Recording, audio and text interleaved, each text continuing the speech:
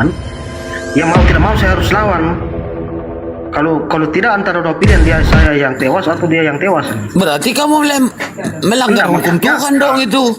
Enggak, maksudnya setelah peristiwa itu selesai, kita berdoa untuk dia agar dia tidak berbuat lagi ke depannya kan. Bang, di sini nggak ada kata melawan, Bang Kris, di sini nggak ada kata melawan loh. Di sini hanya pilihannya berdoa untuk musuh gitu loh. Nggak ada kata melawan di sini. Jadi musuh itu yang menganiaya kamu, jalan satu-satunya adalah doakan musuh itu. Nggak ada kata melawan. Iya, berdoa kan tidak harus saat dia serang kita langsung berdoa saat dia serang kita. Gini, kan Bang. contoh nih ya, Mbak Martis, Pak Kris ya, saya datang ketemu Anda nih. Mudah-mudahan tidak, ini hanya analogi saja. Saya datang ke rumah Anda, saya menganiaya kamu. Kamu nggak boleh lawan saya, kamu doakan saya dong. Sesuai data, sesuai hukum. Paham sampai sini? Ya harus lawan ini dalam arti penjelasan. Berarti kamu tidak patuh terhadap hukum yang ada di Bible. Bukan Bang, ini akan abang tiba-tiba datang serang saya, ini saya tidak tahu kenapa alasan ini. Nggak ada alasan, namanya juga musuh. Ya tidak begitu juga pengertiannya. Nah itu coba lu Bang baca Endi. lagi. Taruh Endi, Aku kalau sudah begitu jawabannya suruh syahadat. Janganlah, nggak boleh maksa orang. janganlah. Jangan. Bukan gitu, nggak ada la ikrah fiddin dalam Islam. Di sini nggak ada orang pemaksaan memeluk Islam, nggak ada. Begini Bang, karena kalau kita jawab berdoa pun tidak mungkin masa orang sedang pukul kita berdoa kan tidak mungkin juga. Artinya peristiwa itu Berarti data ini nggak bisa dipraktekkan dong dalam kehidupan sehari-hari. Gitu loh, itu maksudnya. Bisa Bang, musuh itu tidak harus yang saat dia serang, peristiwa saat dia serang itu musuh kan bisa berjalan terus. Tahu kamu sedang diuji. Kamu sedang diuji ini. Naik gerunda.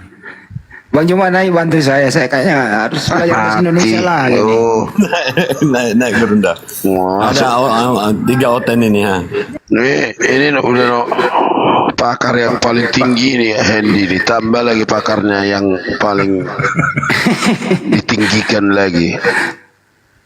Pak TB sebentar dulu ya Pak TB ya. Kita di sini hanya jujur membaca data saja. Iya kan, kalau nggak tahu kan suruh syahadat. Enggak ada begitu dalam diskusi. Yaudah, Tidak tahu syahadat nggak ada. Islam itu bukan diajarkan untuk memaksakan orang memeluk Islam, enggak ada itu Bang. Jadi kalau tidak mau ngaku gimana? Ya tetap Memang jadi Kristen tapi tetap kalau jadi Kristen. kalau begitu datanya, iya memang begitu datanya. Jadi mau bagaimana? Ya tapi diakui dong datanya begitu ya cukup. Tapi dia nggak mau mengakui. Berarti kan dia mau mualaf itu. Kris, kamu nggak mengakui kata TB. Iya, mualaf lah kalau nggak mau mengakui. Berdoa kepada musuh. Susah kali. Artinya begini Bang TB. Kan berdoa itu kan tidak saat pas Itu kejadian. kan kamu sedang diuji. Gimana sih? Masa nggak paham kamu diuji dengan cepet? Kalau di lapangan mana mungkin kamu dipukul orang nggak ada bersalah. Aduh. Iya, makanya saat kita dipukul kita berdoa kan tidak mungkin juga. Kan saya saja biar saya menjawab. Tanya saya yang menjawab 100 pertanyaan, saya akan menjawab. Ya coba saya tanya kepada Anda berdasarkan data ya. Ya. Matius 5:44 itu, gitu ya. Musuh itu didoakan atau entar dulu Pak. Kosong tempat nanti ini, tengoklah. Bentar dulu tulang, biar aja dari dulu tulang. Bentar dulu, biar dulu Bang Andi dulu sama. Santai, Islam jangan negas sama saya. Santai, saya orangnya santai. Dengerin ya. Kalau ditanya satu kali ribut. Anda udah baca Matius 5:44 bro? Sudah, kasih ilmu. Katanya mau ditanya. Doakanlah supaya dia bisa berubah. Silahkan mau bertanya. Nah, pertanyaannya, musuh itu didoakan atau dilawan? Musuh itu saya akan didoakan supaya dia bisa berubah. Oke. Supaya dibantu oleh Yang Maha Kuasa supaya dia bisa berubah. Oke. Ayo, Bang. Ada musuh nih datang ke rumah Anda. dia merampok dan memperkaos anak istri Anda begitu, apa yang Anda lakukan? Didoakan atau dilawan? Aku dari awal saya tidak akan melawan. Harta dunia aku akan serahkan. Wih, mantap. Jadi dibiarkan anak istri Saya Anda tidak butuh cukup. hartanya di dunia. Jadi dibiarkan anak istri Anda diperkaos, enggak melawan gitu ya, didoakan ya. Kan saya sudah bilang, saya tidak butuh harta di dunia. Saya butuh dunia yang masuk surga. Saya mau tes kebangsaan Ya, silakan, Anda nih. Bang. Ya, ntar saya mau tes Anda apakah cinta tanah air atau tidak. Ini sekarang ini kita udah merdeka. Kenapa? Ada lagi Merdeka? penjaga. Saya kan di Yerusalem. Saya bukan di Dengarkan Indonesia. dulu. Kan Anda mau mendengarkan katanya. Silakan. Kalau saya ngomong, Anda ngomong juga kan Anda pasti nggak telaah dengan baik. Ini sekarang kita ini udah merdeka. Ada lagi penjajah datang untuk merampok, menginjak-injak harga diri kita, dan seterusnya begitu. Penjajah ini, menurut Anda, dilawan atau didoakan? Silakan. Ini Bapak ini bagus ya, Bang Handi. Bagus mencontohkan. Bagus. Masya Allah. Ini saya menjawab ya, Bang. Waalaikumsalam warahmatullahi wabarakatuh. Silakan dilanjut. Lanjut, Bang. Saya numpang menjawab tidur. ya. Saya menjawab ya. Seperti yang di Papua ya. Di Papua mana ada orang yang pergi pencuri itu? Mana ada orang yang pergi melawan? Rakyatnya mana melawan? Saya ulang kembali Bang ya. Iya, kamu bawa Indonesia, saya bawa Papua. Silahkan. Saya ulang kembali. Ini Indonesia Ya, udah silakan. merdeka. Ada Belanda Ya. lagi datang menjajah kita, gitu ya. Ya. Jadi penjajah ini kategorinya adalah musuh. Bagaimana Anda memperlakukan musuh ini? A, dilawan, B, didoakan. Silakan. Seperti yang di Papua. Kok kan lari ke Papua sih? Seperti di Papua didoakan. Kenapa lari ke sono? Iya, kamu bawa pemerdekaan. Kenapa di Indonesia tidak ada kesatuan demi kesatuan di Saya nggak Papua? nanya itu. Ini Saya ulang hancuran. kembali. Kamu bawa Indonesia. Saya nggak nanya ulangin. Papua juga, Mas. Saya ulang kembali ya. Izin ya sebentar. Sekali lagi terakhir nih. Kamu Belanda- bawa nama Indonesia, saya akan bawa nama Papua. Silahkan. Belanda datang lagi menjajah kita. Ini khusus Belanda nih, menjajah lagi nih Belanda. Apa yang Anda lakukan terhadap Belanda ini yang menjajah kita? A, melawan, B, mendoakan. Jawab. Rakyat Papua tidak Udah melawan tutup. orang Diam, jajah. udah. Siapa yang bahas Papua sih? Ya udah, Pertanyaan Bang Juma ini ya, mau masuk? Kau bawa Ya. nama Indonesia, saya akan bawa nama Papua. Ya udah, Bapak ke Papua aja di sana. Semoga Papua damai dan sejahtera ya, Bang ya. Saya mau Cukup Papua ya. merdeka supaya jangan ada dijajah. Wah, ini Anda makar ini.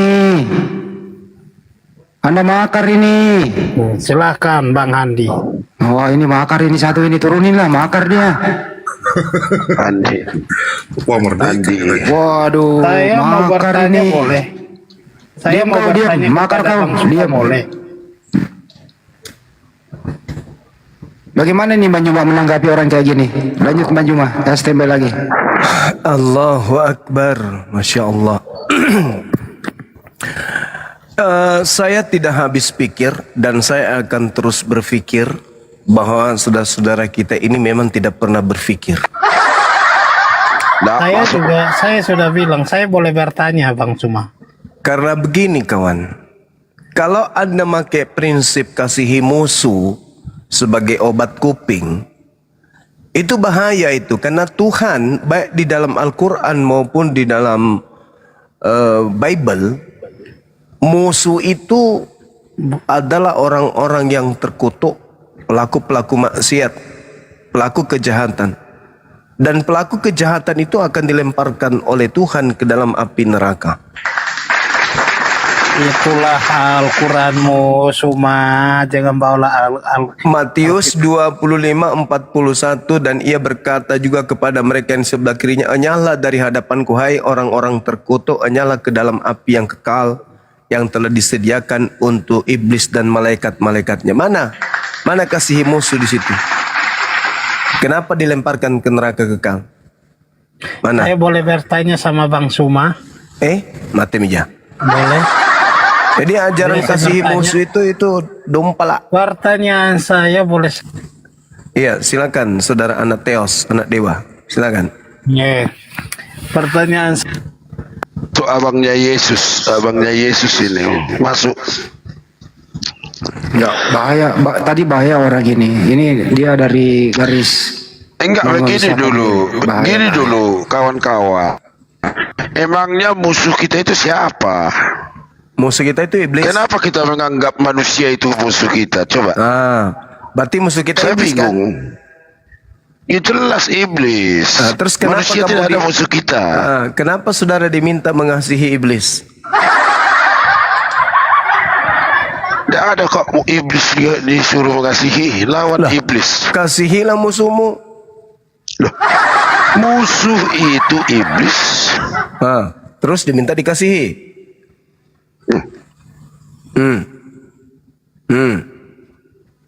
Bagaimana kita mengasihi iblis? Lah itu perintahnya, kasihilah musuhmu. Emangnya nampak rupanya iblis itu?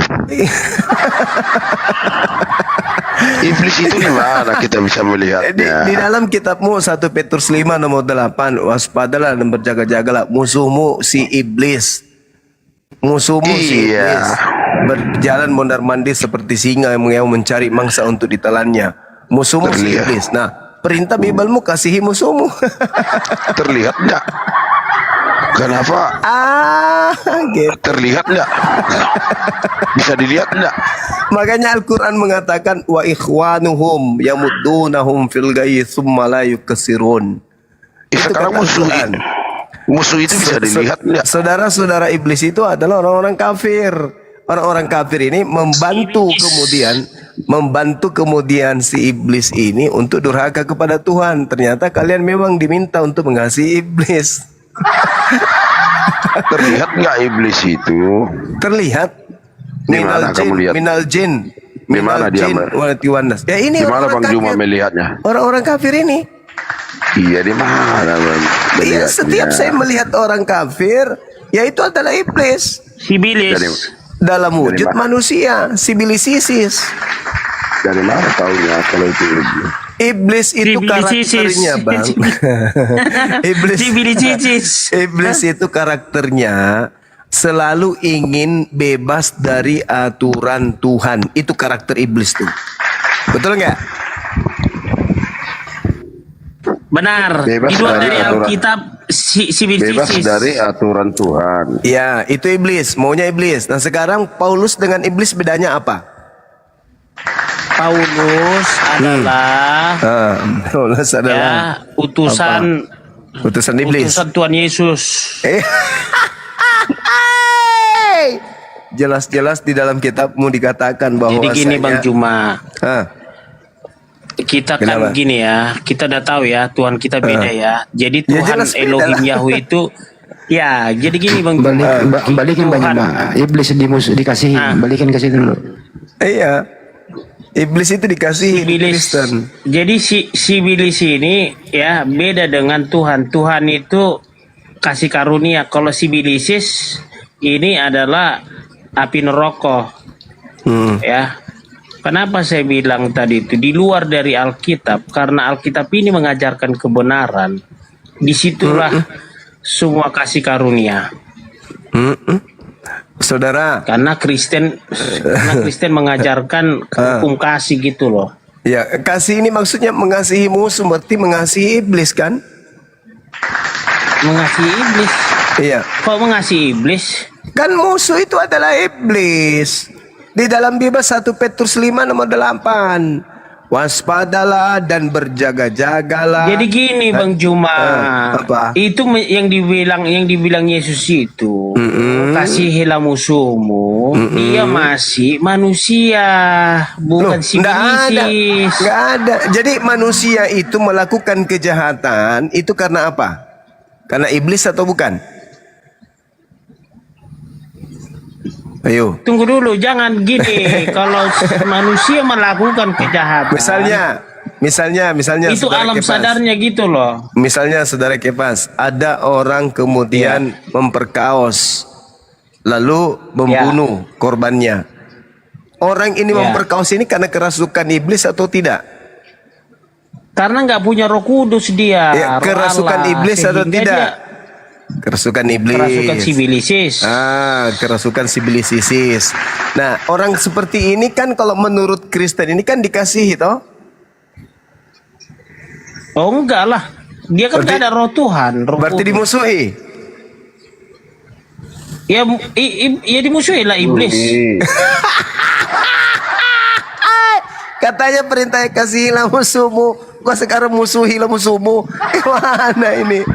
Oh alamak. Jadi gini ya Bang Juma, jadi gimana? jangan dipelintir mengenai mengasihi ini, jangan dipelintir Kok gitu saya, loh. kok saya jadi memelintir? Masa enggak gini dulu Bang Juma. Oke lah dulu kita tarik dulu garis tengahnya. Oke lah.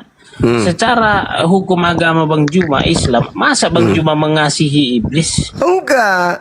Kalau di Islam itu diminta untuk memusuhi iblis. Wala tattabi khutuwatis syaitan.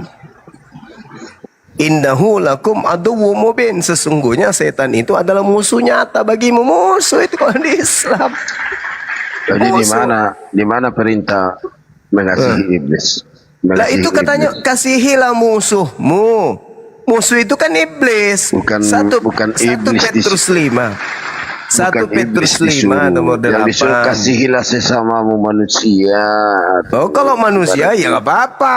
Tapi ini masalahnya musuh yang harus dikasihi gitu loh.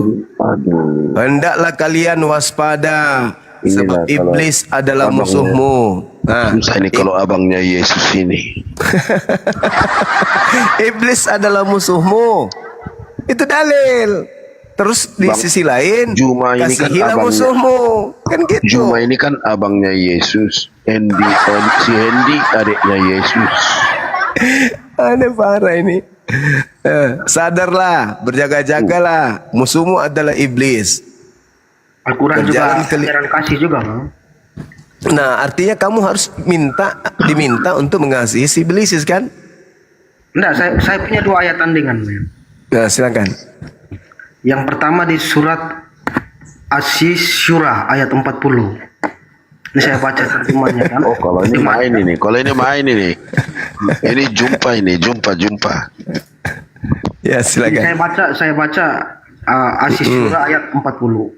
Saya baca terjemahnya. Surahnya salah, keliru itu. Sisi tidak ada. ASY Syura ayat 40. Malah itulah ajaran kasih yang sesungguhnya itu. Tapi kalau aku lihat, kalau Bang Juma ini lebih condong lagi kepada ajaran Kristen daripada ajaran Islam. Menurut aku ya. Entahlah ya. Tadi saudara kita itu membawa Al-Quran surah Asy-Syura ayat 40. Justru itulah intinya ajaran kasih. Kalau yang kalian punya itu palsu. Coba saya bacakan semua dengar. Dan balasan suatu kejahatan adalah kejahatan yang serupa. Maka barang siapa memaafkan dan berbuat baik, maka pahalanya atas tanggungan Allah. Sungguhnya dia Itu memaafkan. Memaafkan. Berarti sama lah. Memaafkan itu. Makan sini. Terus satu lagi, ada 2 di sini. Beda. Yang dimaafkan ini kan orang yang berbuat zalim.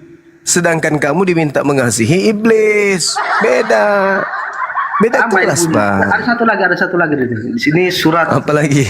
Fusilat. Apa? Fusilat ayat 34. Alamak. Kita Ya, bacanya silakan. seperti apa ya, tulisannya seperti ini.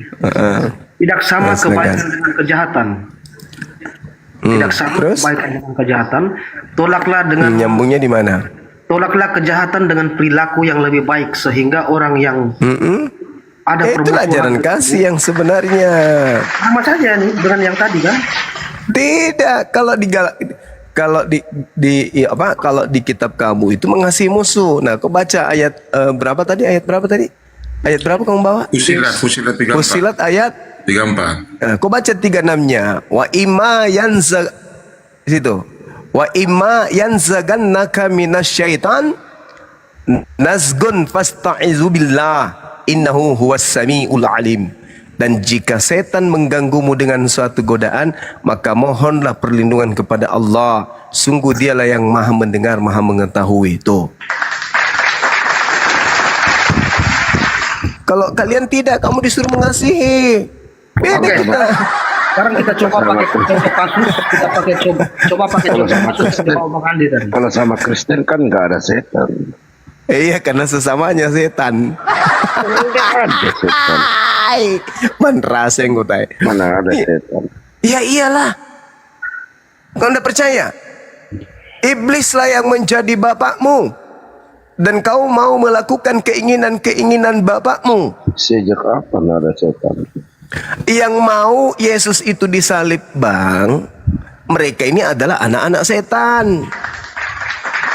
Itu dalil. Di Al-Quran malah mengajak jadi teman nih Bang, di surat yang saya baca tadi. Kalau kami maafkan saja, Apa? jadi teman yang setia di sini. Apa Musuh tuh? diajak Pak. Coba saya baca surat. Saya baca ulang surat Fussilat ayat 34. Tidaklah sama kebaikan dengan kejahatan. Tolaklah kejahatan dengan perilaku yang lebih baik sehingga orang yang ada permusuhan denganmu serta merta menjadi seperti teman yang sangat setia. Nah ini malah perampok disuruh jadi teman yang setia di sini. Bukan. Kan Bukan sama begitu. permusuhannya. Tidak sama, beda. Ketika dikatakan tidaklah sama kebaikan dan kejahatan, tuh sudah dijelaskan situ. Tidak sama kebaikan dan kejahatan. Tolak kejahatan itu dengan cara yang lebih baik, sehingga orang yang ada rasa permusuhan antara kamu, orang yang membenci kamu tadi, ketika kamu tolak dia, kamu perbaiki dia dengan cara yang baik, orang yang memusuhimu itu akan menjadi teman yang setia, menjadi orang baik jadinya. Oke, Itu kalau ditolak. Kalau Oke, kita kamu terima. beda, kasihi musuh. Oke, sekarang itu saya terima. Itu dia Kristen. Kan pas kau bilang kan. Iya, Dia lebih condong sama si Kristen kan. Ya, persoalannya contoh kasus yang tadi Bang Handi bawa itu ketika misalnya ada perampok di tengah malam misalnya. Nah, berdasarkan ayat ini apa yang kita lakukan? Yang ajak jadi teman di sini. Gak ada ayat untuk perampok. Nah, maksudnya contoh kasus yang dibawa Bang Handi tadi.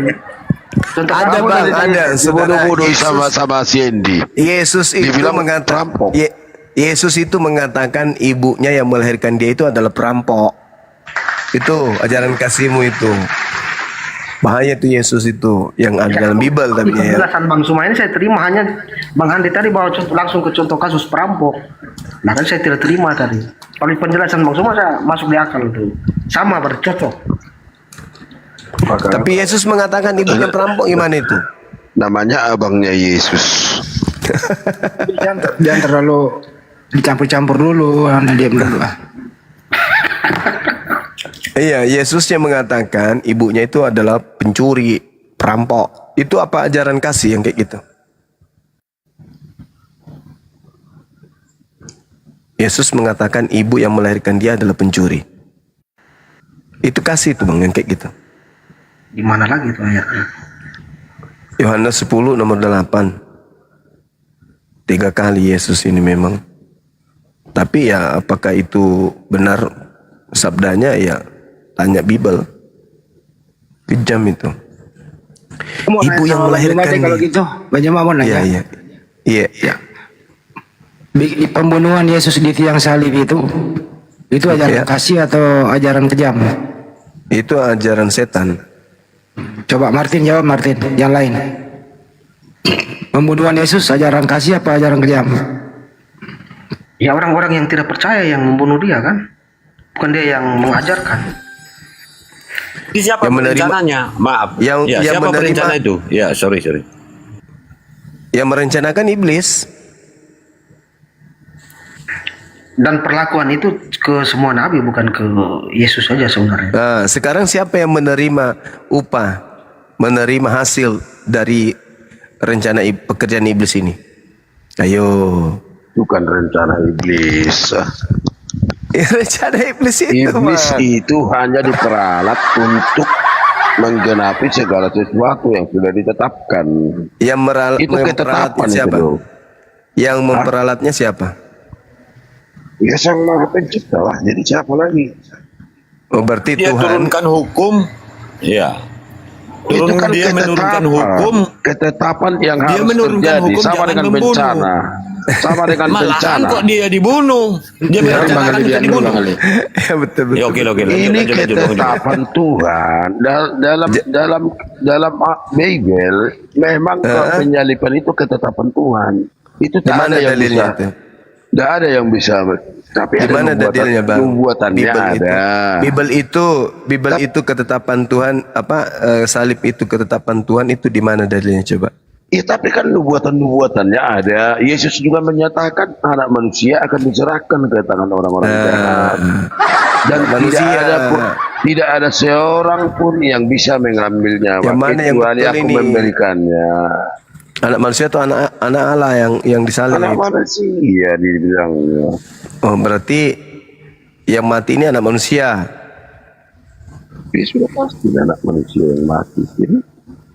Oh. Jadi dosa-dosa kalian itu ditanggung oleh manusia. Manusia yang suci. Manusia yang suci, ada tambahannya lagi.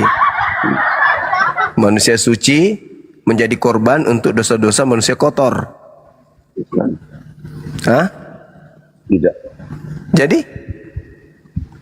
Tanyalah Tuhan, jangan saya tanya. Kamu kan abangnya Yesus. Masa abangnya Yesus? Makanya jangan modal congor tulang. Baca dulu Bibelnya tulang. Yohanes 13 nomor 2. Juma ini bagaimana? Kamu Iya. Udahlah kamu lanjut. kamu ilmunya Juma ini coba cara menghadapi. Pusing dia abang gue ini, pusing abang. Enggak lah, enggak boleh diambil terlalu serius lah yang diskusinya. Besok kita enggak jumpa lagi kalau main kasar-kasaran kan. Iya betul. Kita dudukan aja perkara yang sebenarnya berdasarkan data kan gitu. Betul ya? Iya harus, Iya. harus itu. Tapi kan kalau menurut pengetahuan saya itu ketetapan. Jadi kalau ada Abang Juma menyatakan kalau itu rencana iblis, ya sudah. Berarti kan ada perbedaan kita politik. Itu aja udah cukup. Ngomong-ngomong gitu. Ya kalau abang ini mengatakan bahwasanya itu ada rencana dari Tuhan, tapi yang mengeksekusi iblis, betul? Ya kalau lihat dari kronologisnya semua iya. Nah sekarang iblis ini bagi Kristen pahlawan atau bukan? Pahlawan bagi yang menyatakan pahlawan. Enggak, pada faktanya. Pada faktanya secara kalau saya bilang itu bentuk kekuasaan Tuhan, tak ada yang mustahil bagi Tuhan. Maka semuanya yang tidak bisa dipikirkan manusia, maka Tuhan bisa melakukannya. Itu. Jadi jangan bingung kita di situ. Artinya Yesus mati dalam upaya iblis untuk membunuhnya itu berhasil. Hasil daripada upaya iblis ini, orang Kristen dosanya ditebus.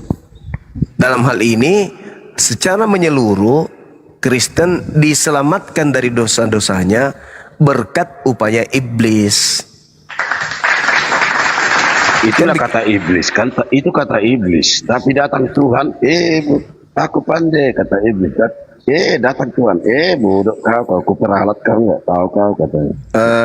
Iya, mau tidak mau, seperti apapun logikanya kemudian mau tidak mau, iblis. Kau kuperalat, nggak tahu kau iblis katanya. Iblis ini diperalat. Iblis diperalat untuk menyelamatkan Kristen. Berarti bagi Kristen harus mengakui iblis ini berjasa bagi keselamatan Kristen. Kata iblis kan, kata iblis itu kan. Iya. Tapi kata Tuhan, bodoh kali kau, nggak tahu kau kuperalat kau, nggak sadar kau katanya sampai itu. Iya, artinya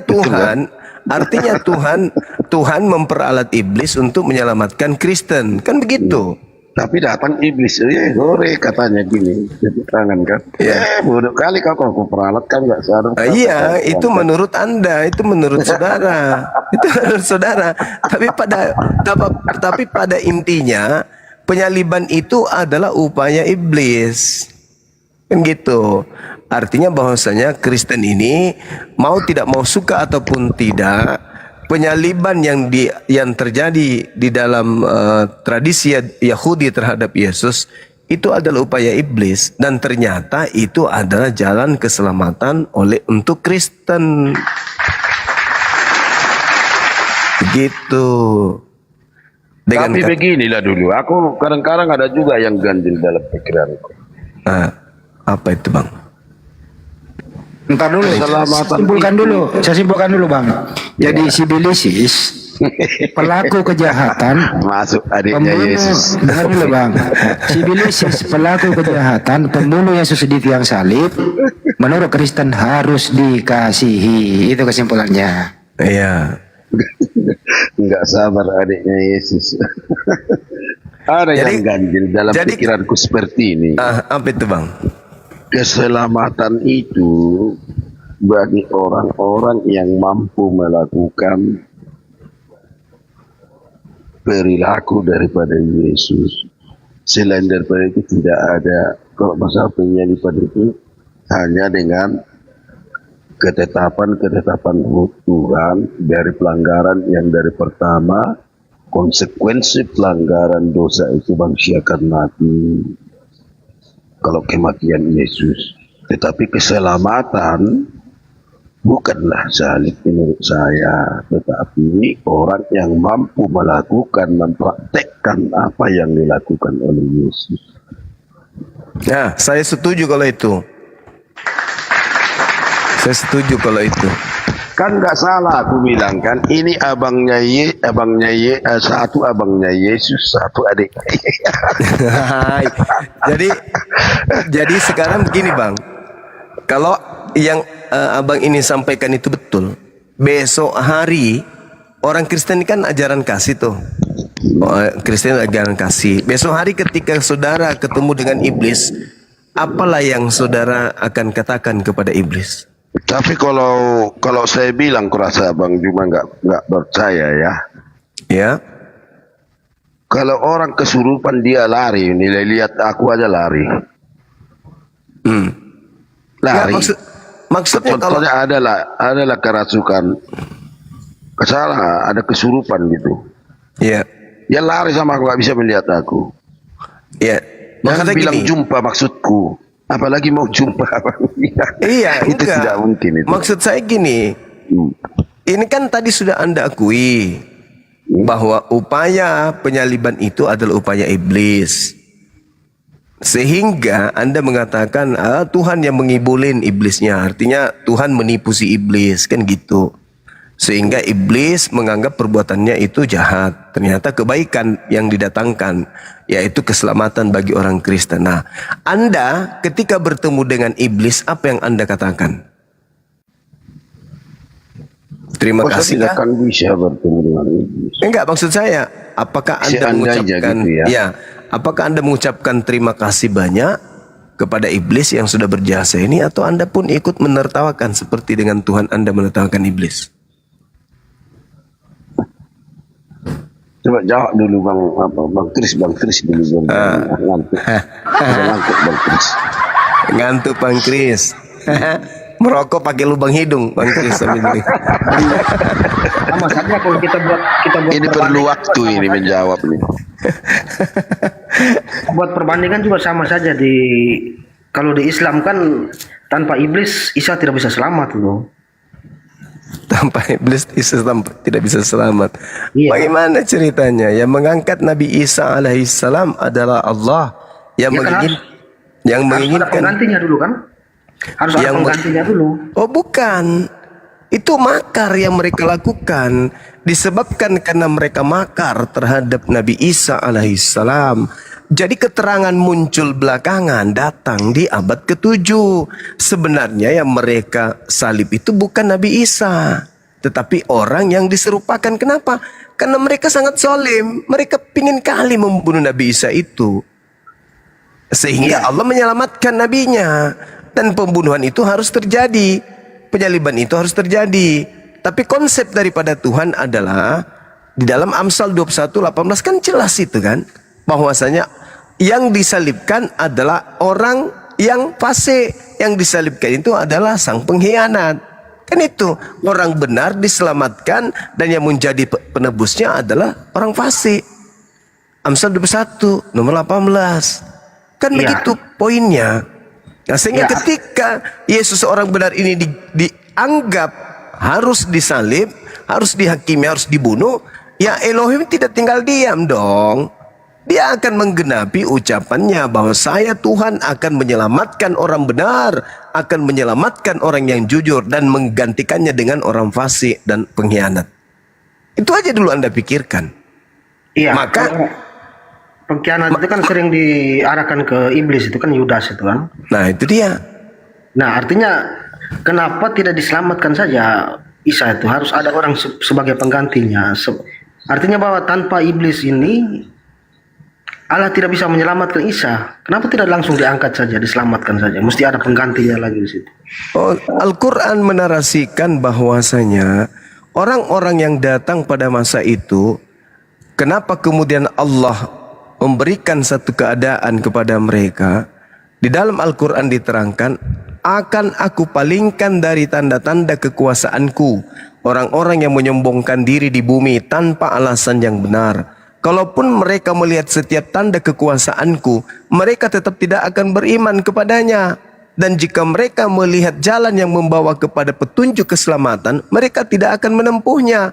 Tetapi jika mereka melihat jalan kesesatan, mereka menempuhnya. Yang demikian itulah adalah merupakan karena mereka mendustakan ayat-ayat aku dan mereka selalu lengah terhadapnya. Kan Nabi Isa datang. Nabi Isa datang mengajarkan firman yang benar itu begini, begono, begini, begono, begini, begono. Tapi karena mereka selalu menolak. Ketika dikasih petunjuk, Nabi Isa membangkitkan orang mati dan seterusnya.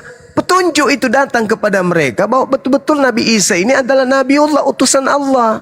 Tapi mereka menolak. Sehingga apa? Allah membalas itu. Allah membalas makar yang mereka lakukan. Itu alasannya. Begitu juga cerita di dalam Bible ini. Di dalam Yohanes 8 itu kan jelas. Kalau engkau adalah keturunan Abraham, tentu engkau tidak akan berusaha membunuh aku. Sebab pekerjaan yang aku lakukan adalah pekerjaan yang tidak dilakukan oleh Abraham. Aku menyampaikan seperti ini, Abraham pun tidak lakukan, tapi aku lakukan. Tapi kenapa kamu berusaha ingin membunuh aku? Karena kamu tidak beroleh firman di dalam dirimu. Begitu saudara. Nah, sehingga karena mereka bikin makar, apa yang terjadi? Ya salah satu di antara mereka yang menggantikan Nabi Isa. Siapa suruh membuat makar? Ya, itu dia persoalannya, menggantikan tadi itu yang saya persoalkan, Bang. Kenapa harus ada pengganti? Tidak bisakah Allah itu menyelamatkan saja? Kenapa harus ada lagi yang diserupakan seperti Masalahnya Anda itu mengoreksi Al-Quran seakan-akan Al-Quran itu berdiri sendiri. Coba Anda, keadaan yang ada pada masa itu, coba jangan pakai Al-Quran dulu. Keadaan yang ada pada zaman itu. 1, mereka membuat kesaksian palsu. 2, mereka membuat tipu muslihat. Mereka dengki, mereka sepakat hanya oleh karena mereka kemudian ingin agar terhindar dari penjajahan, penindasan bangsa Roma, mereka sepakat membunuh Yesus. Pertanyaannya, apa kesalahan Yesus itu? Kenapa mereka ingin membunuh Yesus? Kesalahannya apa? Mereka berkongko-kongko. Intinya mereka ingin membunuh Yesus. Allah membalas kemudian makar mereka. Makanya salah yang kalian bawa itu bahwasanya kasihilah musuhmu. Itu enggak ada. Allah sangat benci kepada pelaku maksiat. Allah sangat murka kepada orang jahat. Enggak ada itu. Kecuali mereka bertaubat. Tapi ini bukan lagi main-main. Bukan hanya sekedar menolak Nabi Isa. Enggak. Mereka betul-betul ingin membunuhnya. Benar-benar mereka ini beringas. Maka Allah kemudian membalas makar mereka itu. Seperti itu saudara. Jadi Al-Quran itu tidak berdiri sendiri. Kenapa Allah tidak bisa? Karena orang yang ada pada zaman itu adalah memang betul-betul tegar tengkuk. Yesus itu benar-benar luar biasa perjuangannya. Tapi mereka juga tapi mereka juga bayangkan aja itu. Coba ya, coba Anda lihat. Seorang Nabiullah, seorang utusan Allah, Anda katakan dia suci. Diperlakukan seperti apa menurut saudara? Ditampar, diludahin, diseret, apalagi ditelanjangin, apalagi ditonjok, apalagi masih ada penghinaan. Apakah Tuhan pencipta langit dan bumi menginginkan itu terjadi terhadap orang suci yang diutusnya tanpa ayah, lahir dengan keadaan suci dari rohnya, dari kalimatnya? Allah ingin membiarkan seperti itu. Sedangkan yang ada pada saat itu adalah orang-orang jahat. Bukan hanya jahat seperti apa. Di Indonesia, Bung, sejahat-jahatnya penjahat, para petugas tidak meludahi mereka. Bahkan kalau ada petugas meludahi penjahat yang sudah ditangkap, maka petugasnya itu bisa diproses. Menampar, petugas bisa diproses. Apalagi menelanjangi, petugas bisa diproses.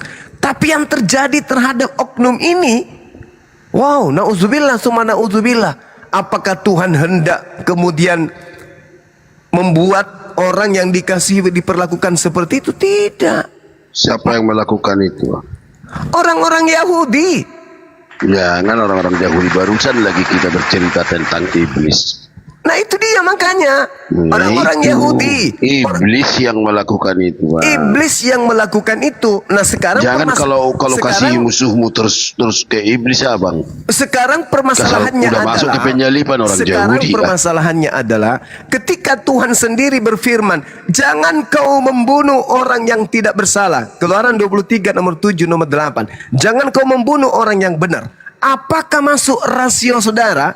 Tuhan yang melarang membunuh orang benar, Tuhan yang melarang kemudian membunuh orang yang tidak bersalah. Bahkan di dalam Amsal 6 nomor 16 dikatakan 6 perkara yang dibenci oleh Tuhan, bahkan 7 kekejian di dalam hatinya, yaitu menumpahkan darah orang yang tidak bersalah. Kok tiba-tiba Tuhan sendiri yang kerjasama iblis? Tapi kan yang melakukannya yang tidak benar iblis. ini. Yang melakukan iblis juga. Berarti Tuhan Anda lebih iblis daripada iblis. Kenapa? Loh kenapa? Kenapa? Orang benar kenapa dibunuh? Ya yang bunuh iblis. Atas dasar siapa perintahkan? Ya atas dasar itu tadi, karena perilaku itu tidak mungkin dilakukan oleh manusia. Iya gimana ceritanya abang ini? Berarti iblis itu dibawa kuasa, dibawa perintah Tuhan Anda. Nah, iblis, sedangkan Tuhan yang berfirman, manusia yang dibawa saudara, iblis. Saudara, manusia dibawa perintah iblis. Yesus berkata, iblislah yang menjadi bapakmu. Ya itu dia, makanya kalau manusia membangkang terus yang mana Yesus, yang mana yang Anda katakan Tuhan ini di sini pada saat Anda mengatakan iblis tertipu oleh Tuhan? Tuhan yang mana, sementara iblis ini bapaknya juga adalah iblis? ya makanya Tuhan Tidak kan ada. memang kita coba dulu Bang Juma, aku mau bertanya begini. Coba, silakan. Supaya nanti Juma bisa menjelaskan.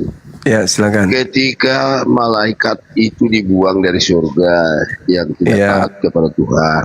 Ya, terus Manusia pun yang di tempat yang suci dibuang karena berdosa.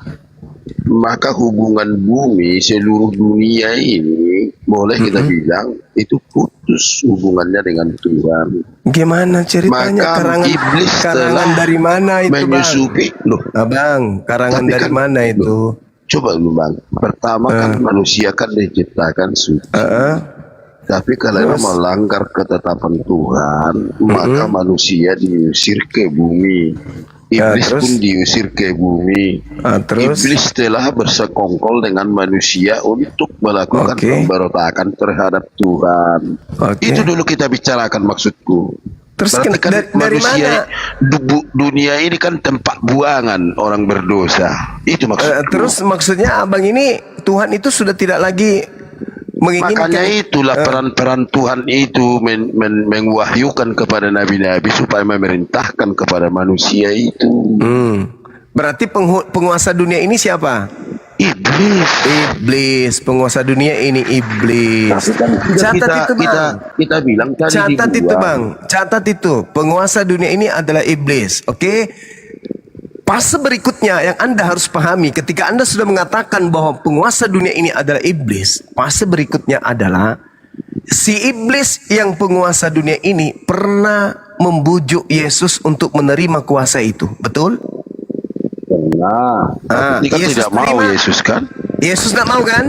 Jangan mencobai Tuhan Allahmu. Iya, Yesus nggak mau kan? Nggak mau, secara tidak langsung dia mengaku. Berarti bahkan dia pada mengaku saat Allah. itu sabar. Berarti pada saat itu Yesus bukan penguasa dunia. Bukan. Bukan. Lalu siapa yang keluar dari kubur berkata kepadaku telah diberi kuasa di dunia? Iya kan setelah selesai semua, setelah mulai- selesai tugasnya semua. Mulai silat lidah, mulai silat lidah. Kenapa bang? Kan ada di belakang. Saya mengatakan ketika Anda memasuki fase di mana Anda mengakui penguasa dunia itu adalah iblis dan Yesus pernah diserahkan kuasa itu tapi Yesus menolaknya. Sekarang ada yang keluar dari kubur mengaku kepadaku telah diberi kuasa. Tetapi sudah genap semua yang tertulis bang. Itu menurut saudara. Iya. Itu menurut Bukan saudara. menurut saya, menurut Alkitab. Saudara, kalau sudah digenapi dengan kematiannya, bahwa setelah dia mati dosa-dosa dihapuskan, lalu untuk apa lagi dia mengajar ke Paulus? Untuk apa lagi dia ngajar ke Lukas? Apa lagi kepada Yohanes? Untuk apa? Itu semua Iya, manusia tapi sudah tapi- dilepaskan kutuk. Kutuk sudah dilepas. Loh yang intinya daripada Apa itu? pembicaraan kita, maka Tuhan tarik menarik dengan penguasa surga. Apapun Penguasa surga ketika tarik ada yang menarik keluar kepada dari manusia. Sebentar dulu bang. silakan. Sebentar dulu bang. Silakan.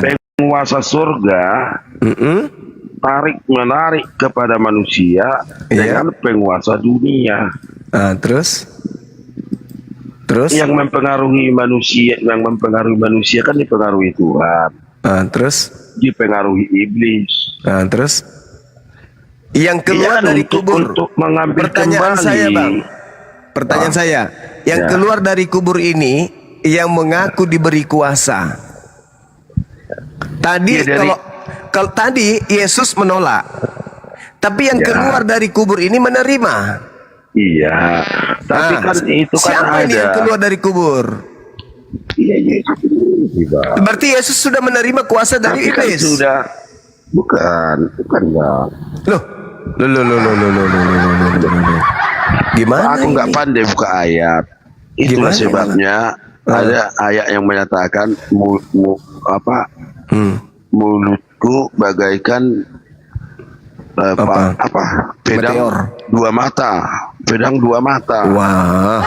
Itu lo ada, cuma aku nggak bisa buka kan. Bukan Kan di itu situ menyatakan kan poinnya. firman Tuhan yang telah Poinnya bukan di diberitakan situ. oleh pemberi firman Tuhan. Jadi Poinnya kan bukan di situ. jadi kan sekarang kan dunia kan dikuasai oleh Tuhan kembali. Makanya manusia itu Waduh. supaya berpihak kepada Tuhan, tidak berpihak kepada iblis. Gimana Bang? Coba ya kita sharing lah.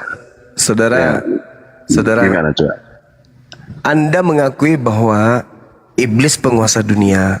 Ya. Nah, setelah kemudian Yesus dicobai di Lukas 4 nomor 6, Yesus menolak, tidak mau menerima kuasa dari iblis.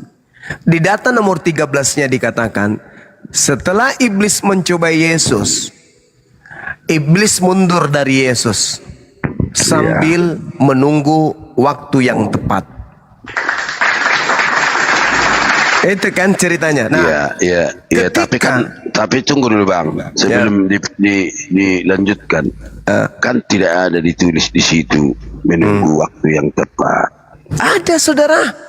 Nomor 13-nya di Lukas 4 nomor 6 nomor 13 itu, iblis mundur dari Yesus dan menunggu waktu yang baik.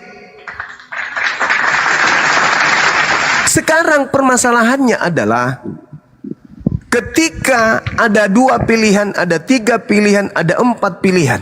Menurut saudara nih, iblis yang lihai dan melihat karakter-karakter utusan Tuhan, sampai-sampai dia mendeteksi apakah betul ini anak Tuhan atau bukan.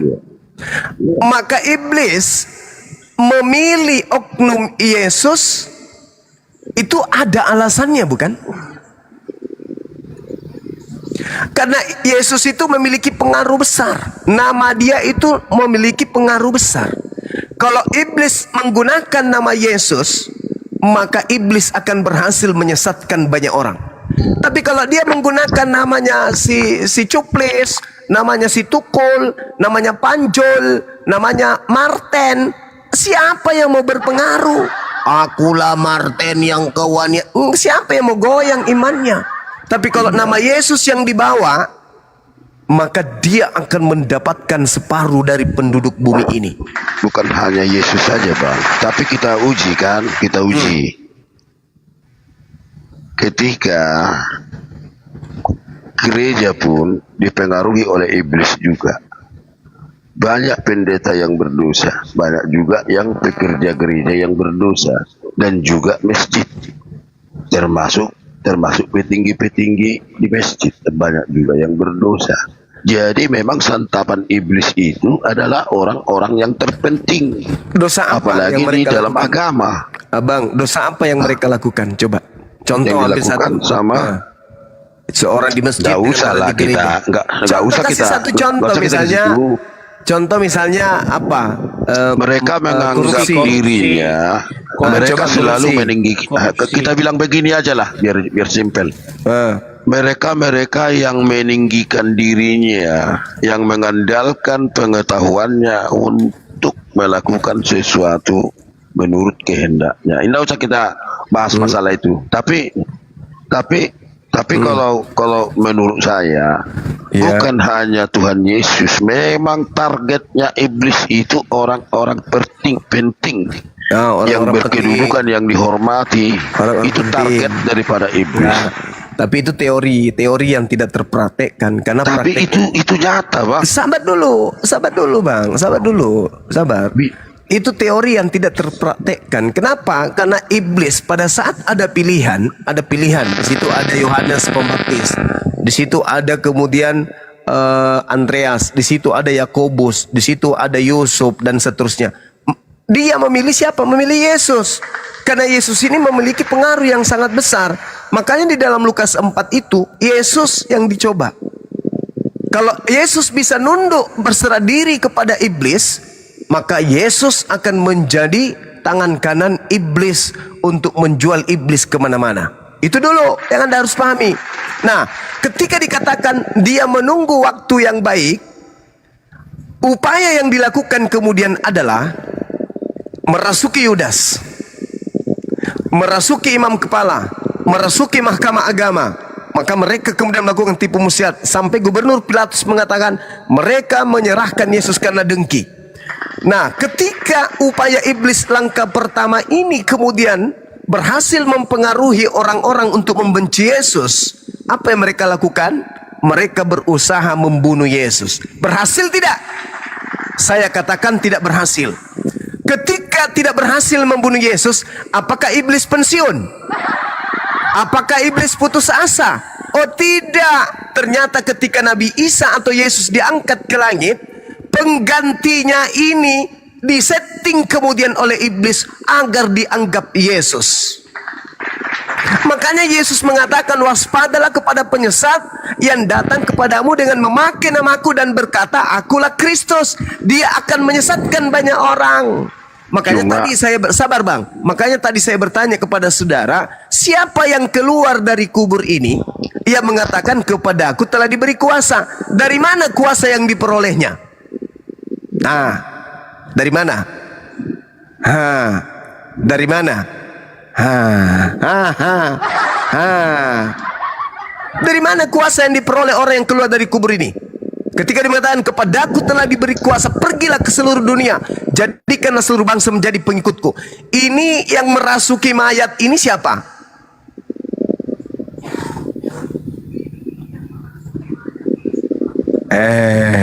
Gimana, Bang? Tapi kan begini, Bang. Jadi begini, Bang.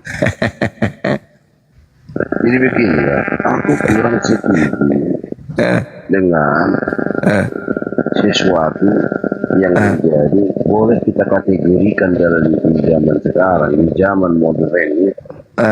bahwa di dalam penyaliban itu terjadi penipuan.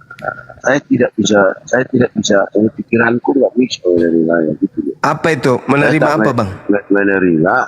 Menerima kalau Yesus itu diganti. Oh, menjadi tidak bisa. Yudas. Kenapa Abang bilang? Iya, silakan, ini kan silakan, pikiran silakan. saya.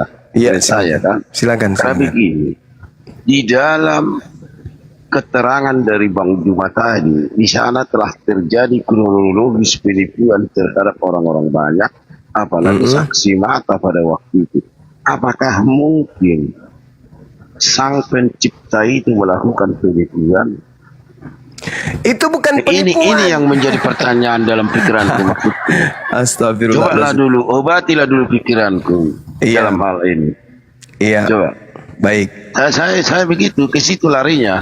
Tidak mungkin Sang Maha Pencipta itu melakukan penipuan. Baik. Untuk merencanakan rencananya yang baik kepada manusia. Coba obatnya Bang Ladi. Kurang. Oke. Aku mau percaya itu. Baik, Bang.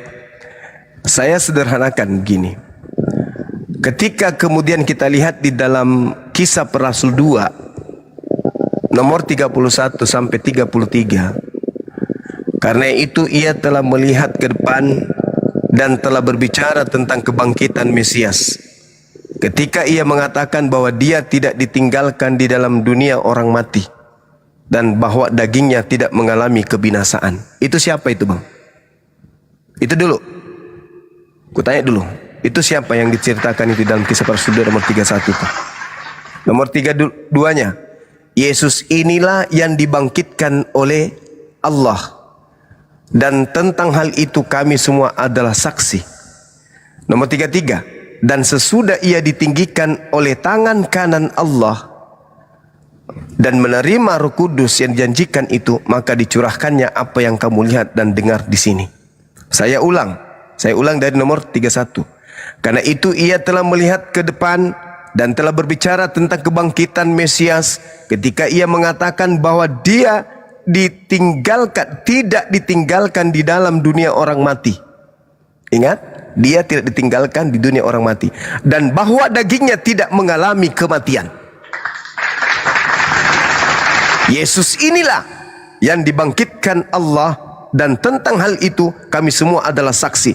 Dan sesudah ia ditinggikan oleh tangan kanan Allah dan menerima Roh Kudus yang dijanjikan itu, maka dicurahkannya apa yang kamu lihat dan dengar di sini. Bandingkan dengan Yohanes 8 nomor 28 yang akan saya bacakan kepada saudara. Maka kata Yesus, apabila kamu telah meninggikan anak manusia, apabila kamu telah meninggikan anak manusia, bukan Elohim yang meninggikan anak manusia, tapi kamu meninggikan anak manusia, barulah kamu tahu bahwa akulah dia dan bahwa aku tidak berbuat apa-apa dari diriku sendiri, tetapi aku berbicara tentang hal-hal sebagaimana diajarkan Bapa kepadaku. Saya ulang lagi, sekali lagi. Maka kata Yesus, apabila kamu telah meninggikan anak manusia, artinya orang-orang Yahudi meninggikan anak manusia, barulah kamu tahu bahwa akulah dia, barulah kamu tahu bahwa akulah Mesias yang kalian tunggu-tunggu. Tetapi kamu berusaha untuk membunuhku. Tetapi ketika engkau meninggikan anak manusia yang bukan aku itu, baru kau tahu bahwa sebenarnya akulah yang Mesias. Tapi sudah terlambat. Aku harus pergi kepada Bapakku. Kenapa? Karena tangan kanan Bapakku yang mengangkat aku ke langit. Bedakan saudara, orang yang ditinggikan oleh manusia dan orang yang ditinggikan oleh Elohim. Apa kata iblis? Jika engkau adalah anak Elohim, jatuhkan dirimu ke bawah, sebab ada tertulis, Elohim akan mengutus tangan kanannya untuk menatang engkau di tangannya agar kakimu tidak terantuk kepada batu. Kata Yesus di dalam Kisah Para Rasul 2 nomor 31 sampai 33. Karena itu ia telah melihat ke depan dan telah berbicara tentang kebangkitan Mesias. Ketika ia mengatakan bahwa dia tidak ditinggalkan di dalam dunia orang mati dan bahwa dagingnya tidak mengalami kematian. Yesus inilah yang dibangkitkan Elohim, diangkat oleh Elohim. Tentang hal itu kami semua adalah saksi. Dan sesudah ia ditinggikan oleh tangan kanan Elohim, maksudnya malaikatnya Elohim, utusan Elohim, meninggikan si Yesus, dan mereka semua menerima Roh Kudus yang dijanjikan itu, maka dicurahkannya apa yang kamu lihat dan dengar di sini. Jadi jelas, kalau Anda melihat Yohanes 8 dari nomor 21 sampai nomor 59, jelas di situ yang ditinggikan adalah manusia dan yang meninggikannya adalah manusia. Sedangkan Yesus di dalam Kisah Para Rasul 2:31 dinaikkan, dalam bahasa Yunani anestemi, bukan bangkit tapi dinaikkan. Cuman terjemahan di situ dituliskan dibangkitkan, padahal dinaikkan. Jadi terjemahan yang sebenarnya adalah, karena itulah ia telah melihat ke depan dan telah berbicara tentang kenaikan Mesias. Ketika ia mengatakan bahwa dia tidak ditinggalkan di dunia orang mati dan bahwa dagingnya tidak mengalami kematian, Yesus inilah yang dinaikkan. Dalam bahasa Yunaninya jelas anestemi, dinaikkan. Kalau dibangkitkan itu dalam bahasa Yunani, dinaikkan itu zau dalam bahasa Yunani, baru dikatakan dibangkitkan. Tapi kalau dia menggunakan anestemi, itu artinya dinaikkan atau diangkat ke langit. Ini perlu. Makanya kalau orang Kristen ini butuh guru untuk mengajarkan kalian Bible, undang Bang Suma. Yesus itu ya, Yesus. Ya, yang diangkat, yang dinaikkan oleh Elohim, oleh tangan kanan Elohim itu Yesus. Makanya dalam Kisah Para Rasul 2 nomor 31, dia dinaikkan, anestemi, bukan dibangkitkan, bukan zau, bukan. Dia tidak ditinggalkan di kuburan, dia tidak ditinggalkan di dunia orang mati. Dagingnya tidak mengalami maut, dagingnya tidak binasa. Di data 33 nomor Kisah Para Rasul 2 ini, beliau ditinggikan oleh tangan kanan Allah, bukan oleh tangan tentara Romawi. Yes, maka benarlah kata Al-Quran bahwa Allah mengangkat Nabi Isa alaihi salam. Sedangkan yang kalian sembah adalah dia yang ditinggikan oleh tangan Romawi, bukan tangan kanan Elohim. Dalil Iya juga ya. Iya, harus. Iya. Dalil itu. Nah, coba saya lanjut sedikit. Di data nomor 24-nya, nomor 34-nya di Kisah Para Rasul itu. Sebab bukan Daud yang naik ke surga, malahan Daud sendiri yang berkata, Tuhan telah berfirman kepada Tuanku. Sebab bukan Daud yang naik ke surga, malahan Daud sendiri yang berkata, Tuhan telah berfirman kepada Tuanku. Apa artinya tuh? Artinya Yesus yang adalah Tuannya Yesus, menurutnya Tuhan telah berfirman kepada Yesus untuk menyelamatkan Yesus. Coba Anda baca dalam Markus 12 nomor 36. Daud sendiri oleh pimpinan Roh Kudus berkata, Tuhan telah berfirman kepada Tuanku, duduklah di sebelah kananku sampai musuh-musuhmu ku taruh di bawah kakimu. Iya. Nah, siapa tuannya Yesus? Tuannya Daud. Yesus kan? Yesus diangkat kemudian duduk di sebelah kanan Tuhan untuk menyaksikan pembalasan terhadap musuh-musuhnya Yesus. Ini dalil. Makanya kami ini umat Islam kok pingin kali orang Kristen ini Yesus itu mati. Oh ternyata orang Kristen ini takut masuk neraka. Berarti tapi Kristen ini gemar melakukan dosa. Yesus tidak mati gitu ya. Enggak mengalami kematian. Enggak mengalami kematian. Yes. Tapi kan bisa masuk kategori. Karena kan yang menyebut dia tidak ditinggalkan. Dia tidak ditinggalkan di orang maksud mati. saya begini, Bang. Segala sesuatu yang lahir dari roh tidak akan mengalami kematian. Memang ada ayatnya itu. Ada ayatnya. Dagingnya tidak akan mengalami kematian. Dagingnya Yesus yang tidak mengalami kematian. Kisah Para Rasul 2 nomor 31. Sedangkan yang Anda sembah itu pernah jadi mayat. Itu juga.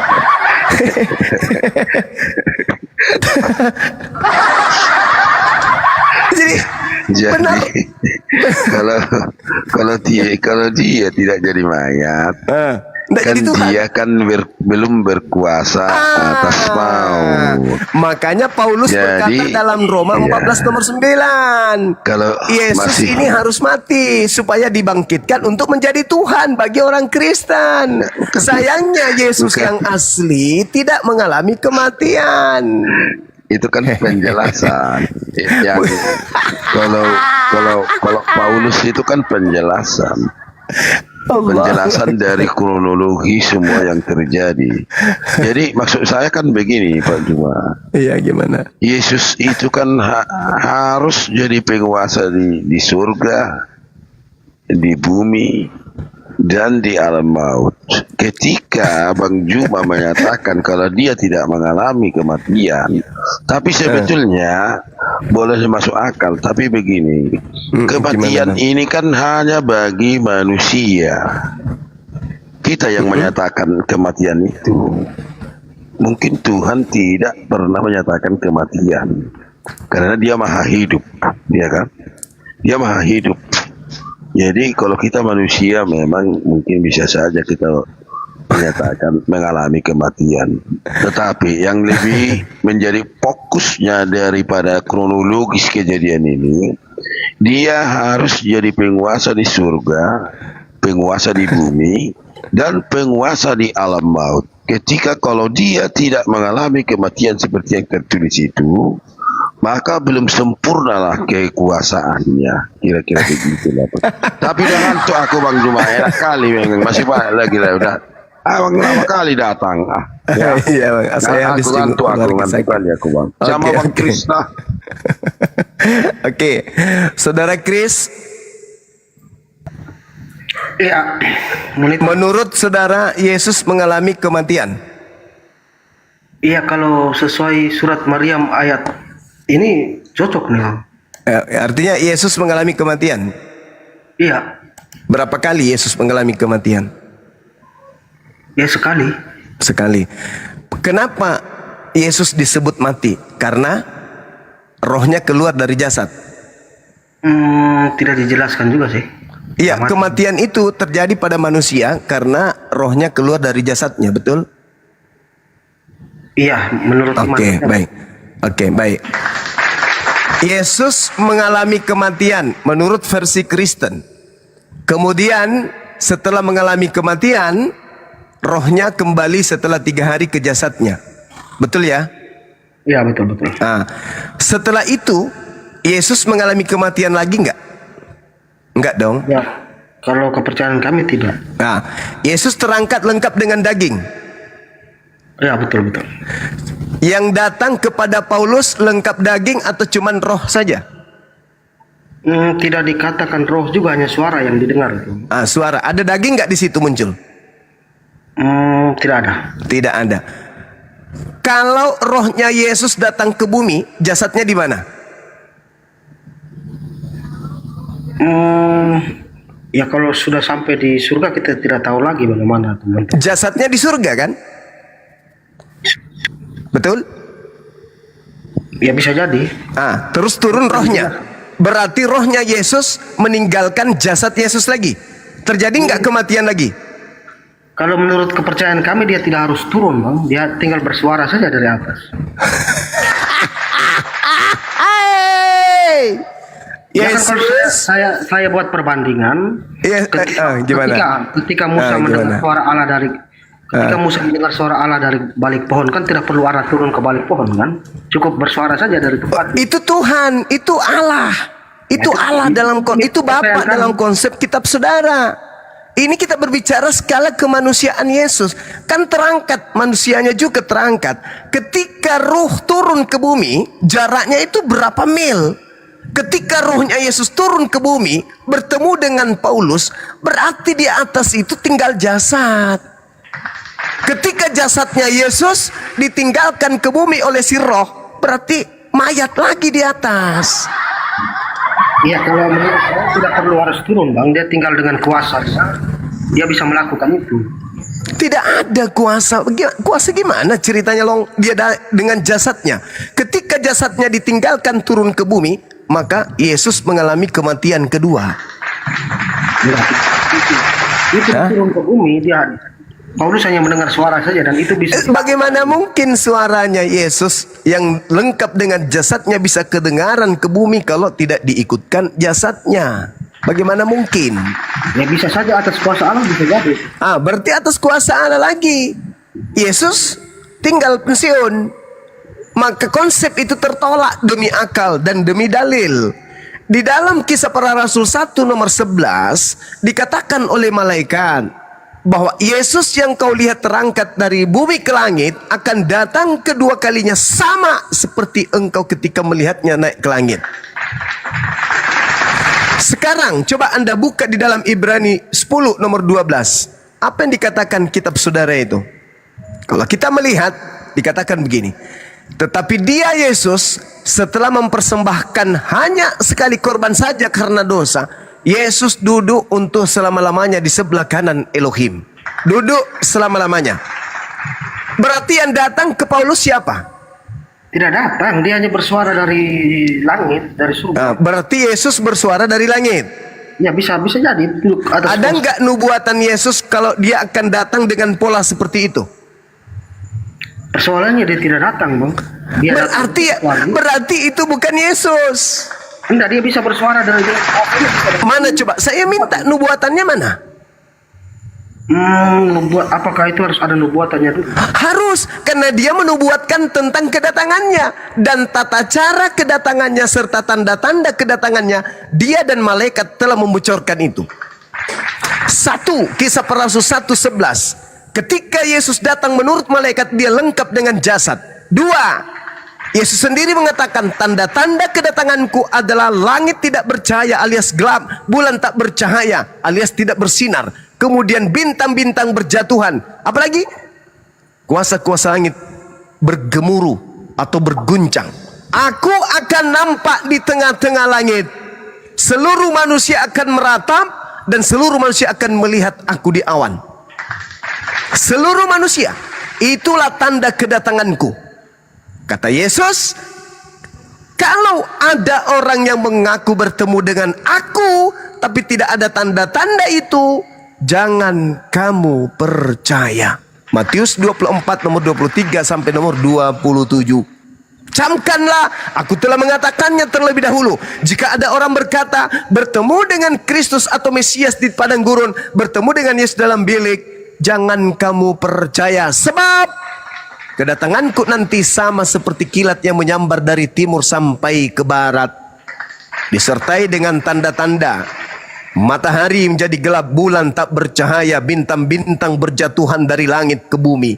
Kemudian kuasa-kuasa langit berguncang. Aku akan nampak di tengah langit, seluruh manusia akan menatap aku, melihat aku, dan seluruh manusia akan meratap. Apakah itu sudah terjadi? Belum terjadi. Berarti yang datang kepada Paulus, yang keluar dari kubur tadi, yang saya katakan bukan Yesus, karena Yesus tidak mengalami dagingnya kematian dan Yesus tidak dibiarkan di dunia orang mati, maka yang muncul keluar dari kubur jelas bukan Yesus, melainkan si bilis Isis. Itulah yang dinubuatkan Yesus. Waspadalah kepada penyesat iblis yang datang kepadamu dengan memakai namaku Yesus dan berkata akulah Kristus. Jangan kamu percaya, sebab dia akan menyesatkan banyak orang. Matius 24 nomor 4, nomor 5, nomor 23, 24, 25, 26, 27, 29 sampai 30. Oke, coba sekarang saya fokus ke mati 2 kali tadi, Bang, ya. Silakan. Nanti kan yang pernah saya dengarkan, Nabi Isa akan wafat di akhir zaman nanti, di kiamat. Yes. Nah, sekarang persoalan sekarang dia sudah diangkat ke langit dan dia ditidurkan, dimatikan di langit, kan? Betul. Nah, ketika Nabi Muhammad melakukan perjalanan itu kan dia bertemu juga Nabi Isa di atas, kan? Berarti sudah bangkit lagi itu, Bang, ya? Nabi Isa kan tidak mati. Terus dia ngapain sekarang di langit? Ya, wallahu alam. Mana kita tahu, kita di dunia, dia di langit. Mana bisa kita tahu? Orang di Jakarta aja saya nggak tahu mereka ngapain. Ya, itu dia berarti sama. Dia, kan katanya dia dimatikan di langit, ditidurkan di langit. Terus Maksudnya itu diistirahatkan dari urusan duniawi. Al-Quran surah Al-An'am ayat 60. Dan dialah yang menidurkan kamu. Tidur di situ kata wafat juga. Iya, berarti mati kan? Wafat itu tidur itu bukan mati. Wafat mati. Kalau mati itu, saudara, dikatakan misalnya dalam surah Al-Quran Al-Ankabut ayat 57, kullu nafsin zaikatul maut. Kalau sudah dikatakan maut, itu berarti mati. Tapi ini dikatakan wafat, yatawaffakum billail, ditidurkan pada malam hari. Berarti wafat yang ada dalam surah Maryam itu ditidurkan, diistirahatkan. Aduh. Makanya sulit orang Kristen itu mau memahami Quran kalau hanya modal terjemahan, sulit. Wafat. Ya, wafat itu diartikan juga tidur.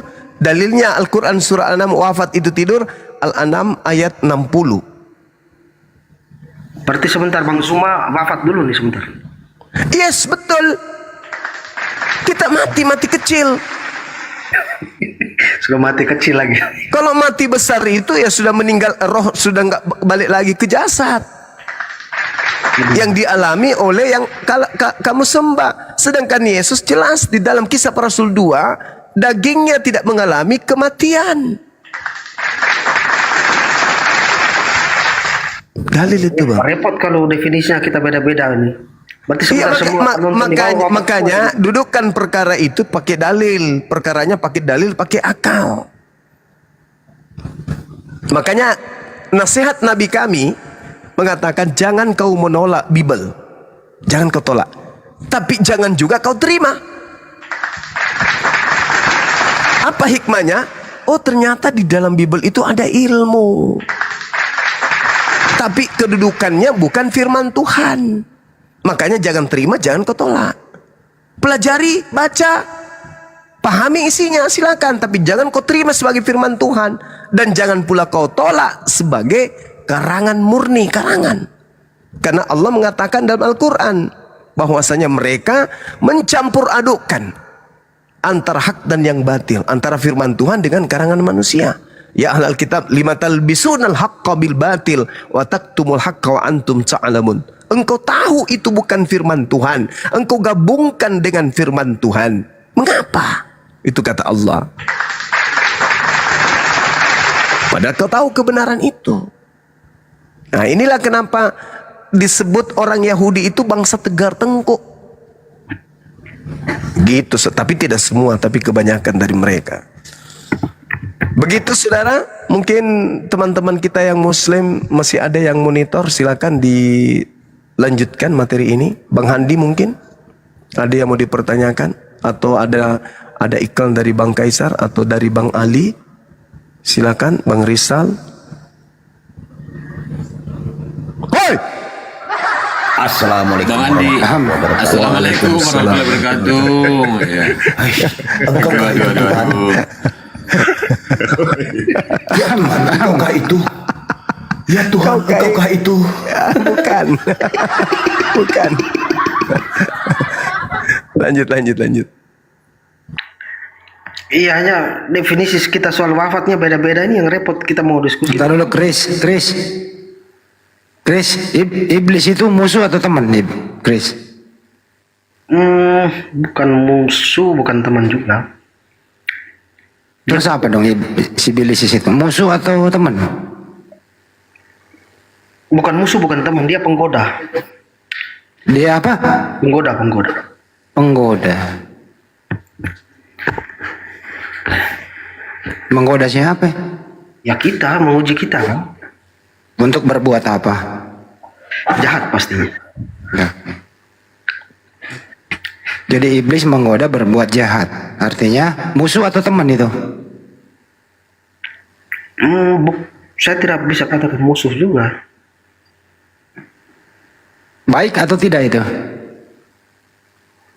Tidak baik pastinya. Tidak baik. Jadi iblis ini kerjanya tidak baik, betul? Ya, menggoda untuk berbuat jahat. Artinya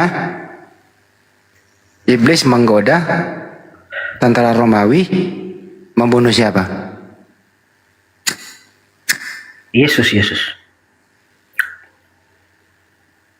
Artinya Yesus mati di tiang salib itu akibat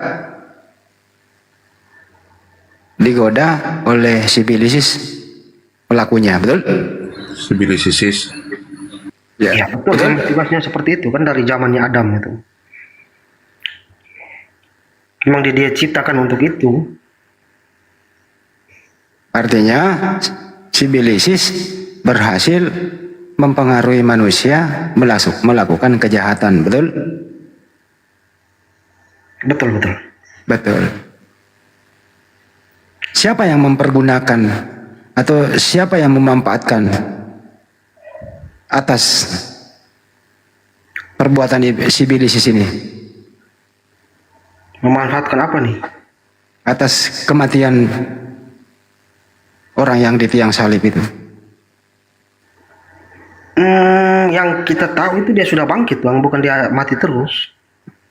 Iya, nanti bangkit kan.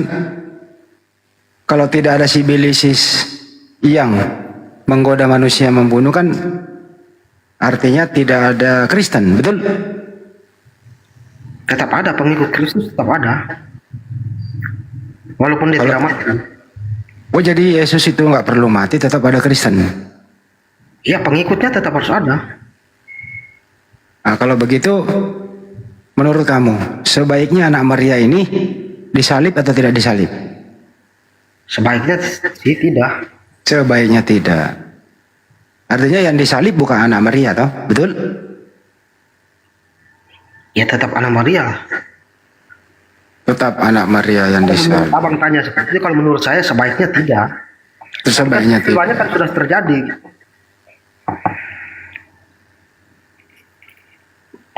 Tujuan dari ini semua apa sih, Chris?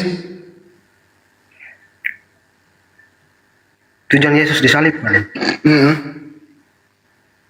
Ya, kalau menurut Paulus menebus dari kutuk hukum Taurat. Dengan jalan Menjadi kutuk. siapa yang terkutuk itu? Bukan terkutuk, menjadi kutuk. Menjadi kutuk. Contoh nih, kamu menjadi kaya, kamu kaya nggak? Ya, kaya. Ya. Kalau ada orang menjadi kutuk, dia terkutuk nggak? Ya, bukan saya terkaya juga. Kalau saya kaya, tapi bukan terkaya. Ya. Jadi yang digantung di tiang salib tidak terkutuk gitu? Ya, justru di situ Paulus membela dia. Karena yang digantung di tiang salib itu terkutuk atau tidak? terkutuk menurut kitab sebelumnya yang dikutip oleh Paulus kan. Kemudian di situ Paulus mengatakan bahwa Yesus ini digantung bukan karena dia berbuat dosa, tetapi dia menanggung dosa kita. Artinya Paulus membela dia di situ. Apakah orang yang digantung di tiang salib terkutuk? Kalau menurut kitab sebelumnya terkutuk. Terkutuk. Apakah Yesus digantung di tiang salib? Betul. Betul. Terkutukkah dia? Tetapi kita tahu dia siapa, kan? Dia digantung karena apa? Iya, terkutuk dulu apa enggak, baru tujuannya apa kan gitu. Ya, tapi ceritanya kan beda dengan orang-orang yang berbuat jahat dengan setimpal dengan hukuman itu dengan ceritanya Yesus, kan kita tahu itu. Saya ulang kembali, orang yang digantung di tiang salib terkutuk enggak? Terkutuk menurut kitab. Oke, Yesus digantung enggak di tiang salib? Digantung. Ya, terkutuk enggak itu? Ya, menurut kitab itu terkutuk. Terkutuk. Boleh nggak mengutuk orang yang tidak bersalah? Ya, justru di situ Paulus membela dia. Saya ulang kembali, boleh nggak mengutuk orang yang tidak bersalah? Ya, persoalan dari ayat itu siapa yang mengutuk dia, Bang? Atau saya permudah, yang dikutuk oleh Tuhan itu orang bersalah atau orang baik? Orang bersalah lah. Orang bersalah. Yesus punya salah nggak? Tidak. Berarti yang mati terkutuk bukan Yesus, anak Maria, betul? Betul? Menurut kepercayaan kami dia yang meninggal. Saya ulang kembali, saya mundurin 2 langkah. Anaknya Maria punya salah nggak? Tidak. Boleh nggak mengutuk anak Maria yang tidak punya salah? Ya persoalan siapa yang mengutuk dia? Saya ulang kembali nih. Slow, Tin. Lu tetap jadi orang Kristen, cuman saya pengen kamu jujur, Dek. Kamu itu adik saya, adikku lo yang paling aku sayangi kau ini malam, benar dah. Kita kembali berakal dikit. Anaknya Bunda Maria itu mulia, suci, tanpa dosa, tidak punya salah, betul? Sepakat. Sesuai perintah Tuhan, boleh nggak mengutuk orang yang seperti itu? Tidak boleh. Tidak boleh. Berarti anaknya Maria tidak patut untuk dikutuk, betul? Betul sekali. Betul sekali. Jadi yang dikutuk di tiang salib itu adalah orang fasik, pengkhianat. Betul? Tidak seperti itu pemahamannya. Pemahamannya begitu tadi kan Anda udah jujur tadi. Berdasarkan Galatia 3 itu kan tidak ada, Paulus tidak mengutuk dia di situ. Coba kita ke ulangan dulu deh. Ulangan 21, 22, 23. Yang dikutuk oleh Elohim itu orang bersalah atau tidak? Ya betul, itu pasti betul itu. Orang bersalah. Kita ke perjanjian baru. Yesus itu anaknya Maria, orang bersalah atau tidak bersalah? Tidak bersalah. Boleh nggak membunuh orang yang tidak bersalah? Tidak boleh. Tidak boleh. Yang mati di tiang salib itu orang bersalah atau orang tidak bersalah? Benar, orang benar. Yang digantung di tiang salib itu orang bersalah atau tidak bersalah? Tidak bersalah orang. Tidak bersalah. Saya ulang ya. Orang yang mati di tiang salib itu yang dikutuk orang bersalah atau tidak bersalah? Tidak bersalah. Tidak bersalah. Berarti bukan anak Maria karena anak Maria tidak bersalah, betul? Hanya persoalan pertanyaan saya tadi, Bang, siapa yang mengutuk dia di situ? Yang mengutuk dia kan iblis tadi. Yang mana? Udah. Sebenarnya kamu ini udah masuk akal sih, cuman tinggal sedikit dicungkil dikit, tek, di saklarnya digeser dikit, tek, udah kamu pasti berakal. Itu intinya di sana. Kaisar silakan. Tinggal dipoles dikit deh Kaisar. Ini semuanya nih anak si Martin ini. Tinggal dikit lagi gitu loh. Semoga berakal gitu aja sih. Iya, hanya ayat yang mengatakan ada yang mengutuk dia itu di mana? Tidak ada. Paulus tidak mengutuk dia di sana di ayat itu. Di Galatia. Iya kan dikatakan di situ manusia terkutuk di tiang salib kan. Iya, itu kan dia mengutip dari, kan faktanya bahwa dia tahu Yesus ini sudah disalibkan. Nah, jadi Berarti dia orang fasik dong kan? enggak, berdasarkan Yang harus kebiasaan. mati digantung di kayu salib itu kan orang fasik. Enggak begitu pengertiannya, Bang. Jadi kebiasaan Paulus ini kan tahu Iya, bahwa kebiasaan. Yesus ini sudah disalib. Jadi berdasarkan ajaran di kitab sebelumnya bahwa orang yang digantung itu dikatakan terkutuk. Faktanya Paulus tahu ya ini sudah disalibkan. Faktanya kan dia digantung sebagai manusia terkutuk di tiang salib. Bahkan Paulus mengajarkan bahwa hukum Tuhan ini adalah kutukan. Hukum Taurat itu kutukan di situ. Artinya Paulus mengajarkan untuk menolak hukum Tuhan sebagai hukum Taurat itu sebagai kutuk kepada manusia. Gini loh. Adakah? Gini loh, Tin, izin ya. Anak Maria itu, Tin, nih saya kasih pilihan 2 ya. Anak Maria itu soleh atau fasik? Soleh. Soleh. Yang boleh dikutuk itu orang soleh atau orang fasik? Orang fasik. Oh, orang fasik. Berarti anak Maria orang soleh tidak boleh dikutuk, betul? Betul. Betul. Jadi yang mati terkutuk di tiang salib bukan anak Maria, betul? Akal dong. Akal dikit aja, akal. Oke? Yang terkutuk itu orang yang Udah cukup. Tinggal dikit akalnya ini Bang Ali semuanya teman-teman, lanjut ya. Tinggal dikit lagi gitu loh. Dicungkil dikit selesai nih Bang. Bener dah. yang terkutuk itu orang yang mencoba Banyak Kaisar.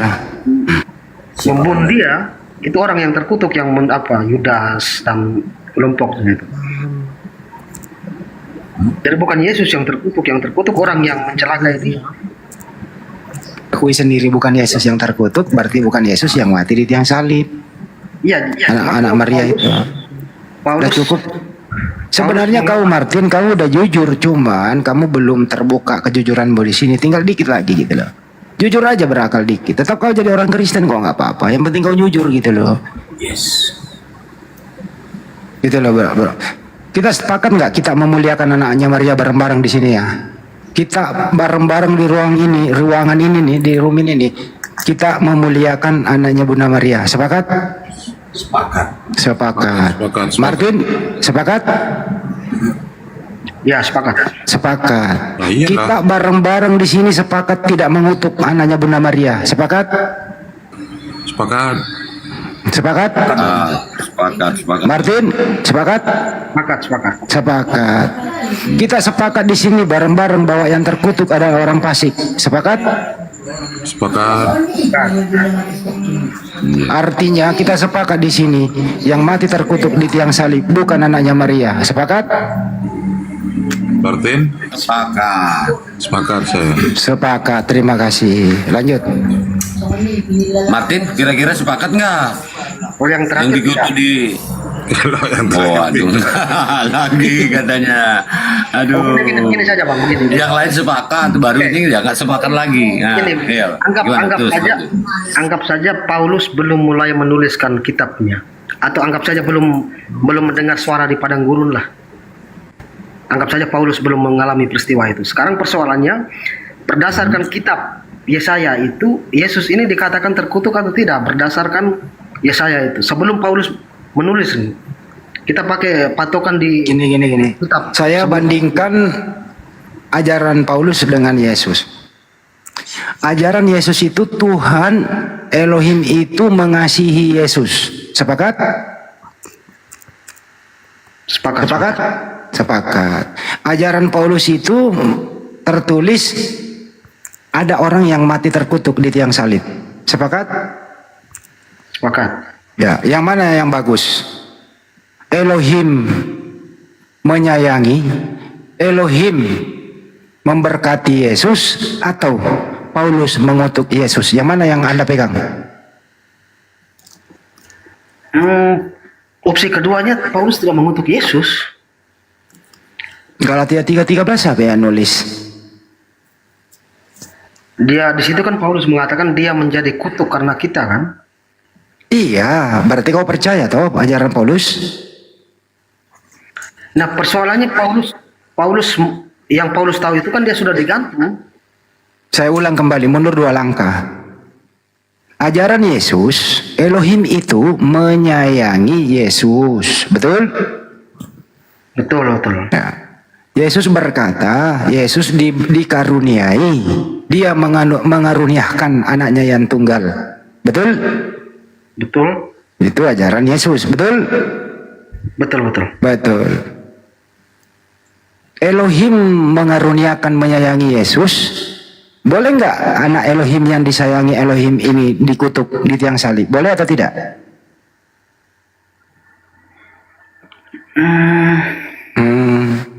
Pertanyaan tidak ini kan iblis tetap harus ada. Aduh.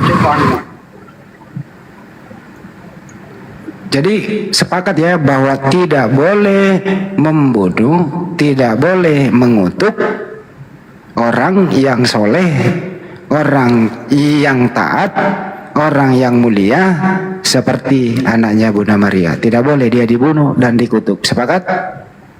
Sepakat. Sepakat. Martin sepakat? Martin sepakat? Larangan tidak boleh ini di mana? Larangan tidak boleh bahwa seorang utusan Allah itu tidak boleh di. Ulangan 23 nomor 7, tidak boleh membunuh orang yang tidak bersalah. Hanya persoalan ketika nabi-nabi lain yang tidak bersalah juga kan ada. Khusus ke Yesus saja dulu, jangan ke nabi lain. Dan komandemen itu 10 perintah Tuhan dilarang membunuh orang yang tidak bersalah. Sepakat? Itu faktanya.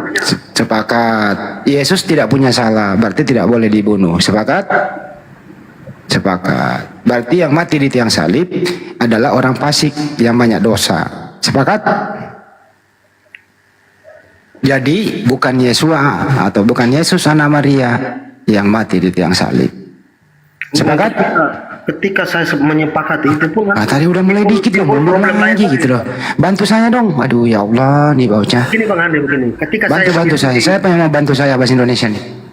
ketika saya menyetujui pernyataan Bang Andi bahwa yang disalibkan itu Yudas misalnya, nanti itu akan timbul.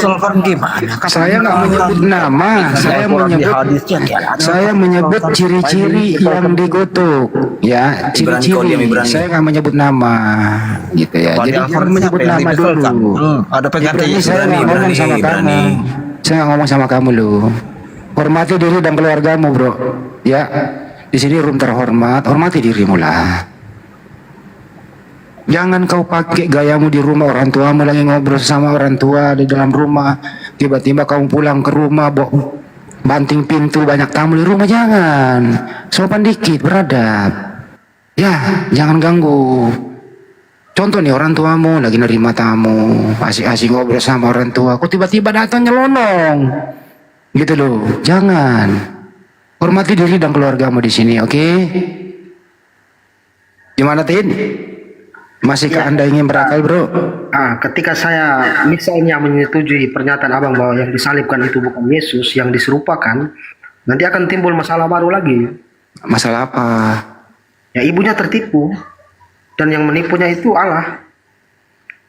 Yang menghendaki pembunuhan Yesus di tiang salib itu, Anda udah pernah baca Yohanes 8:44? Yohanes 8:44. Iblislah yang menjadi bapakmu sehingga kamu ingin membunuh saya. Kan begitu ya? Jadi yang ingin membunuh Yesus itu adalah iblis yang menjadi bapakmu. Kan begitu? Betul? Oke, baik. Nah sekarang misalnya yang disalibkan itu bukan Yesus misalnya ya. Bukan Yesus. Orang yang diserupakan entah Yudas atau siapapun. Ya. Nah persoalan cerita di Alkitab itu, ibunya meratapi peristiwa itu, mengikuti dia sampai digantung di salib. Artinya bahwa di situ ibunya tertipu. Enggak seperti itu kisahnya.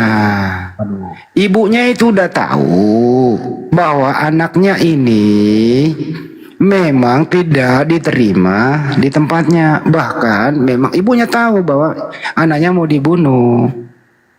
Karena bukan Mesias yang ditunggu-tunggu, ada tentara Romawi yang berkuasa. Ibunya tahu.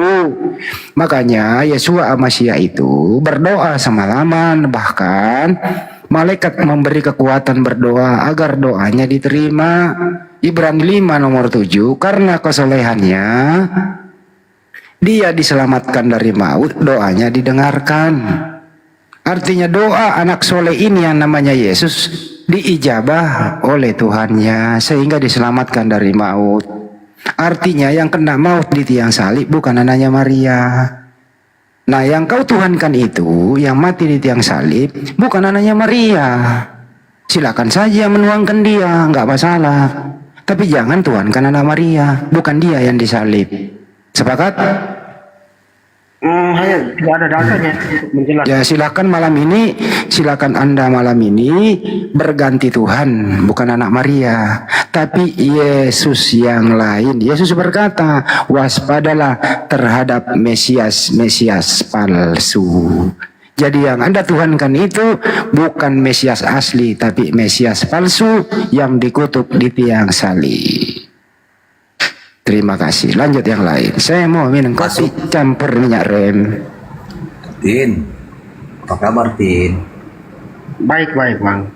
Bang Kaisar, apakah ada datanya? Ada datanya ketika misalnya Maryam ini menyampaikan atau Allah melalui Jibril menyampaikan ke Maryam bahwa yang disalibkan itu bukan anak.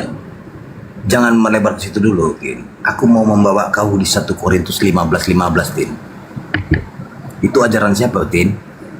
Ajaran Paulus toh. 15:15. Di sini Paulus saja membantah konsep penyaliban, Tin. 1 Korintus berapa tadi? 15 dan 15. Baca Tin keras-keras.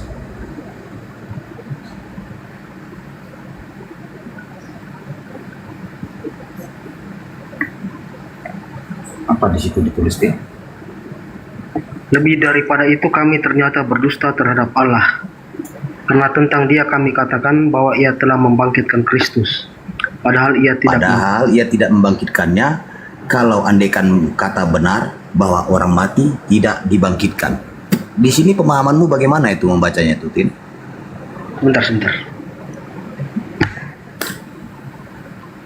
PR buatmu ini, Tin. Ya mungkin Bang Ibrani dulu, saya sambil baca-baca. Ibrani masuk angin, Tin. Kenapa lagi?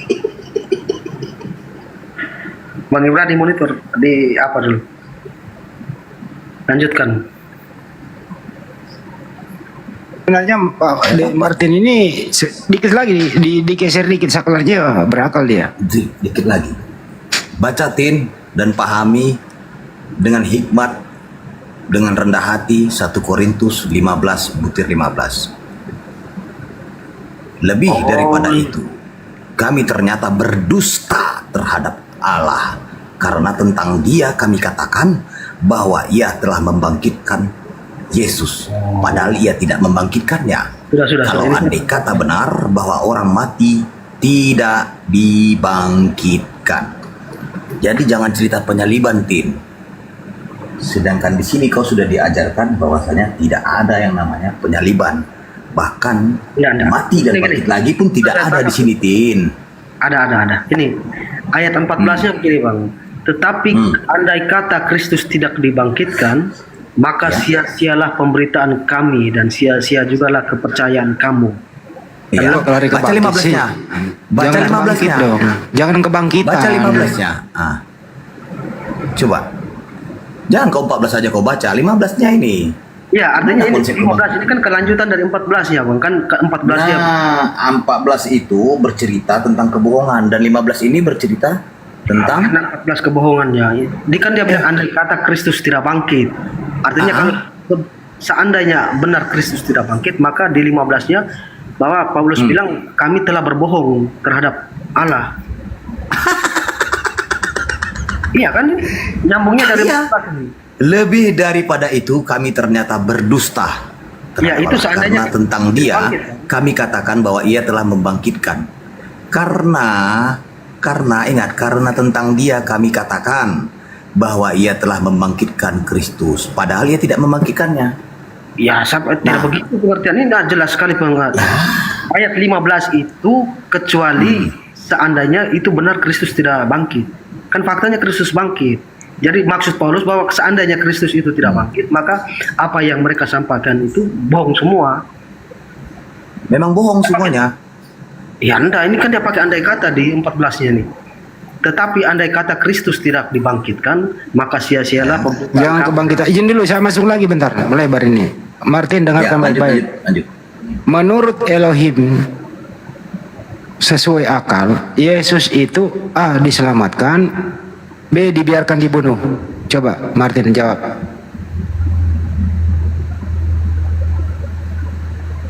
Saya ulang ya, Tin. Menurut Elohim, ya, anak Maria namanya Yesus ini A. diselamatkan, B. dibiarkan dibunuh terkutuk. Tidak ada penjelasan kan? Kalau menurut ajaran dia secara umum, ajaran Allah secara Tuhan secara umum, itu tidak boleh ada pembunuhan dan itu ajaran yang bagus. Artinya menurut Elohim, orang yang tidak salah seperti Yesus itu diselamatkan, betul? Betul? Semua bangsa harusnya. Semua ya termasuk Yesus, betul? Ya, tapi faktanya betul. Oke. Ya. Lanjut nomor 2. Pengikut Yesus itu adalah A. mengutuk Yesus, B. memuliakan Yesus. Yang mana yang benar? Memuliakan, Mas Ar. Memuliakan. Baik. Penyaliban itu memuliakan Yesus atau mengutuk Yesus? Yang menyalibkan dia yang mengutuk, yang kami Diulang kembali ya, diulang kembali nih. Ada orang disalib, gitu ya. Itu dikutuk atau dimuliakan? Yang menyalibkannya yang dikutuk. Enggak, yang dikutuk ini, yang disalib ini dimuliakan atau dikutuk? Ya dikutuk oleh orang yang Dikutuk, berarti orang mulia tidak boleh dikutuk. Yesus orang mulia tidak boleh dikutuk. Sepakat? Sepakat. Terakhir. larangan itu memang ada, Bang. Sudah Tidak cukup, boleh. cukup. Lambang salib itu atau salib itu lambang kutuk atau lambang berkat? Lambang keselamatan. Lambang apa? Keselamatan. Salib itu tempatnya orang digantung dikutuk. Pertanyaannya adalah, salib itu lambang kutuk atau lambang berkat? Ya lambang keselamatan kan. Orang yang dihukum di atas. Mana ada selamat orang yang dikutuk, matilah itu. Yang disalib pasti mati, kok selamat. Diulang ya. Salib itu lambang kutuk atau lambang berkat? Lambang berkat, dia menanggung dosa-dosanya. Gimana ceritanya salib itu lambang kutuk? Aduh, kan orang dikutuk disalib, gimana sih? Ya artinya ketika dia dihukum di salib itu kan dia membayar semua dosa-dosanya kan. Nah itu ajaran setan itu. Ini ajaran akal manusia. Saya tanya kepada Anda, salib itu, nih dengerin ya, salib itu tempatnya orang mati dikutuk atau tempatnya orang dimuliakan?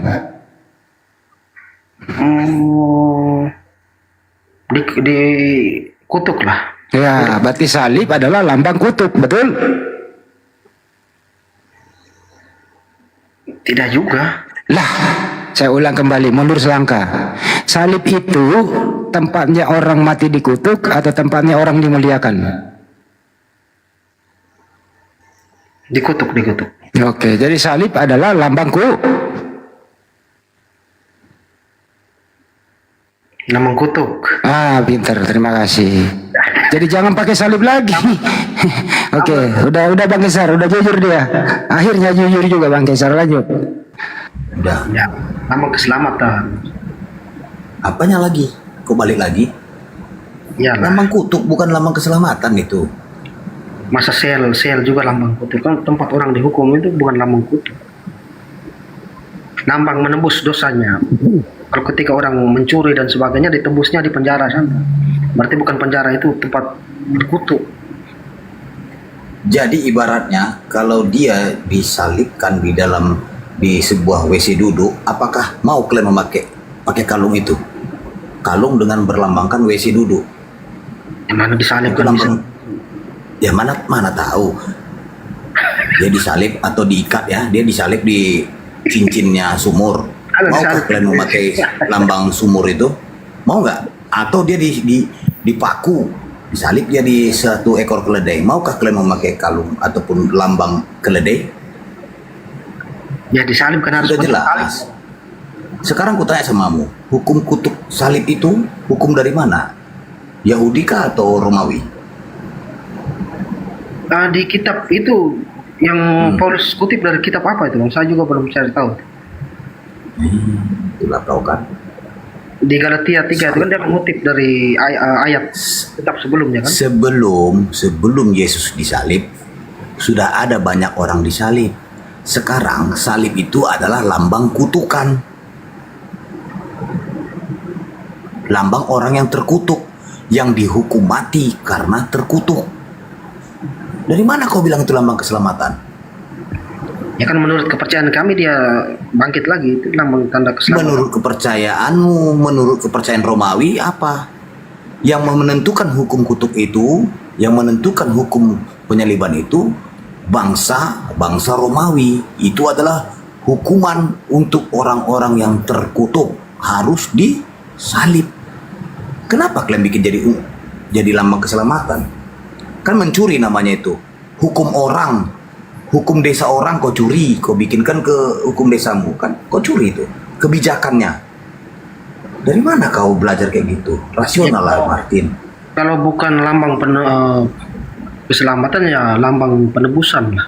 Mengganti dosa. Lambang orang yang terkutuk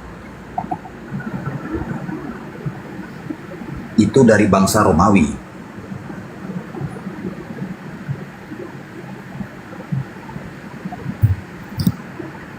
Nggak usah lagi pakai salib segala. Itu kok pakai lambang salib lagi itu loh, itu lambang kutuk loh. Udahlah, jangan pakai lagi Latin. Lo.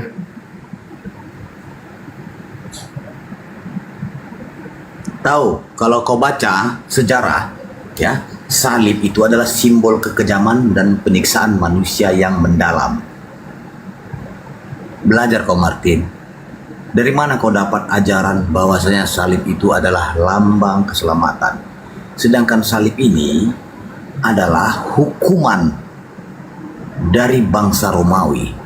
Kalau di Ibrani, di Yahudi, hukuman itu dirajam. Dirajam. Kalau di Romawi, disalib. Salib adalah simbol kekejaman dan penyiksaan manusia yang mendalam. Dikategorikan manusia yang hina, yang terkutuk. Belajarlah kau, laiku Martin.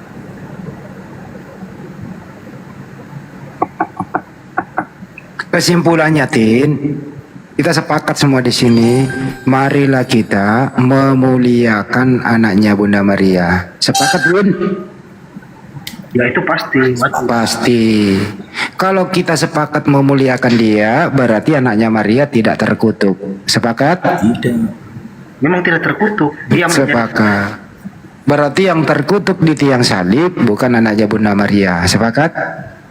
Bukan. Sepakat, makasih. Sepakat dong. Bisa jadi itu Simon Kirene ya, Martin. Bisa nggak kalau aku bilang begitu? lebih banyak Yudas. Ya di sama kalian kan Simon Kirene.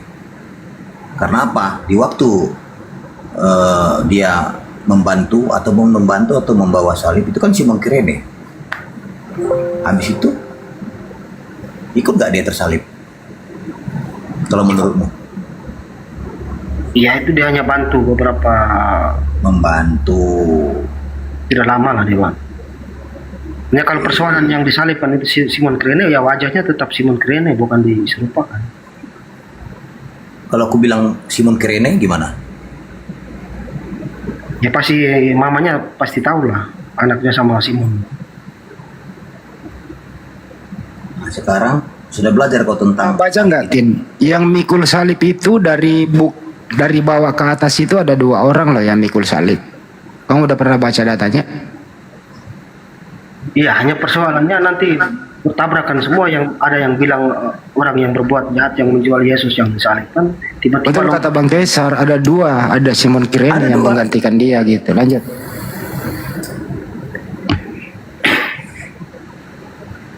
ya kan harus orang yang mengkhianati dia yang disalibkan, tidak mungkin lompatnya ke Sirene yang tiba-tiba muncul. Iya. Di dalam internal kalian. Ntar lu Bang Kesar, kita mundur ya. Kita mundur nih, kita refresh lah. Seakan-akan kita ada di situ deh. Saya ingin polling nih semua teman-teman yang ada di sini ya. Baik yang ada di YouTube. Saya interaktif kepada penonton juga biar nggak ngantuk. Ada 3 orang yang dijejer di situ. Pertama Yesus anaknya Maria.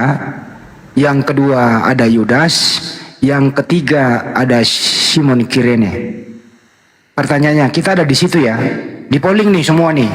Kata tentara Romawi, kita akan mengutuk, kita akan menyalib sesuai dengan pendapat yang paling banyak.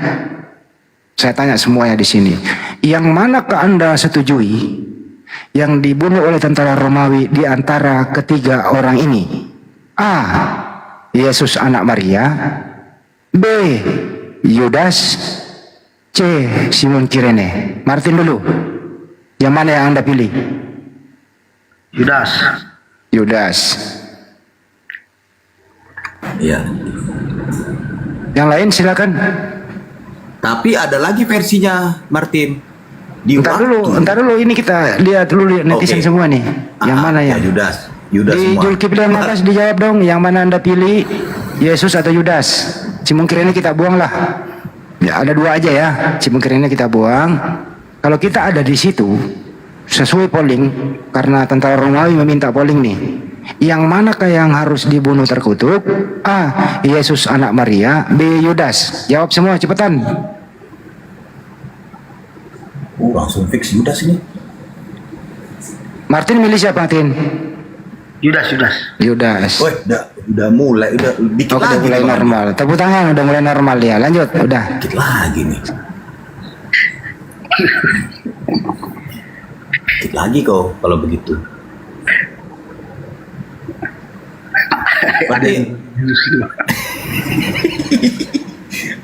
Jadi berarti kau belum pernah membaca kisah ini ya, Martin ya? Ada kisahnya itu waktu itu Izin, masyarakat. Assalamualaikum warahmatullahi wabarakatuh, Ustadz Ari. Waalaikumsalam. Bang Handi, Bang Kaisar, Gurunda, Bunda Jadi Mbak versi- Bidadariku, Rizal. Lanjut. Jadi itu kan kesimpulannya, versinya tadi tuh ada jadi yang kesimpulannya tiga tuh. Bang Kesar, adik Martin ini memilih Yudas aja yang disalib, jangan anaknya Maria. Artinya kita sepakat bahwa anaknya Maria itu kita sepakat di sini untuk memuliakan dia. Sepakat ya, Tin? Sepakat. Itu luar Sepakat. biasa, Terima Martin. kasih dan tepuk tangan. Lanjut. Tepuk tangan. Jadi aku mau bikin kau pusing di sini, Martin, untuk belajar, pusing belajar. Versi yang dibilang Bang Handi tadi itu benar, ada tiga. Yesus, Yudas, dan Kirene. Namun di waktu perjalanan ke Bukit Golgota itu ada tiga orang. Simon Kirene, ayah Alexander, dan Rufus. Kutambahi lagi. Sudah kau baca itu? Belum terus. Tiga orang ini memikul salib ke atas Bukit Golgota, ke Bukit Tongkora. Simon Kirene, ayah Alexander, dan Rufus. Ditambah lagi Yudas. Nambah lagi deh orang ini. Pusing kau kan, Dek? Pusing. Makanya salib itu lambang kutukan.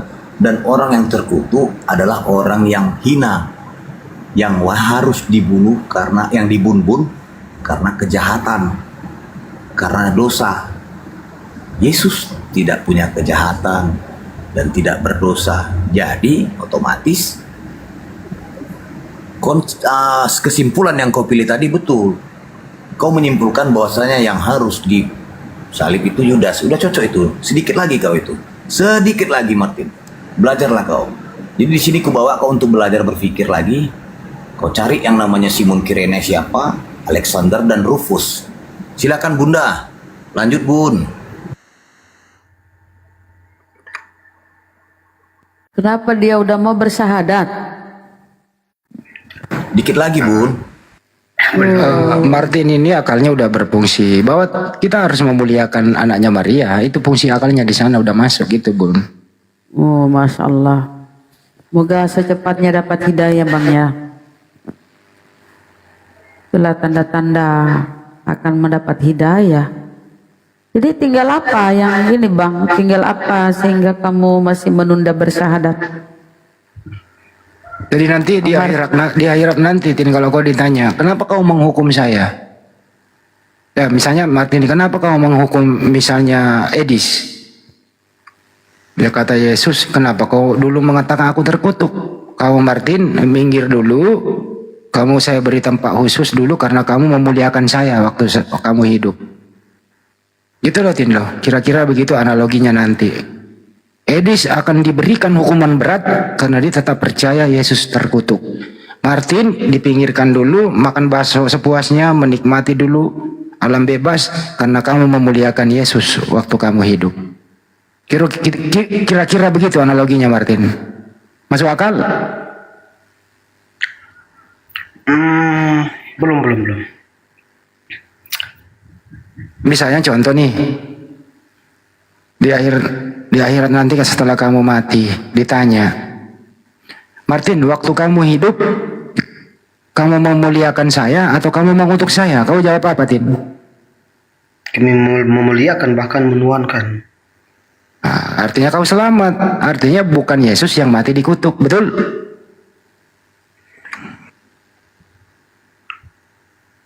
Makan bakso kau seenaknya gitu loh.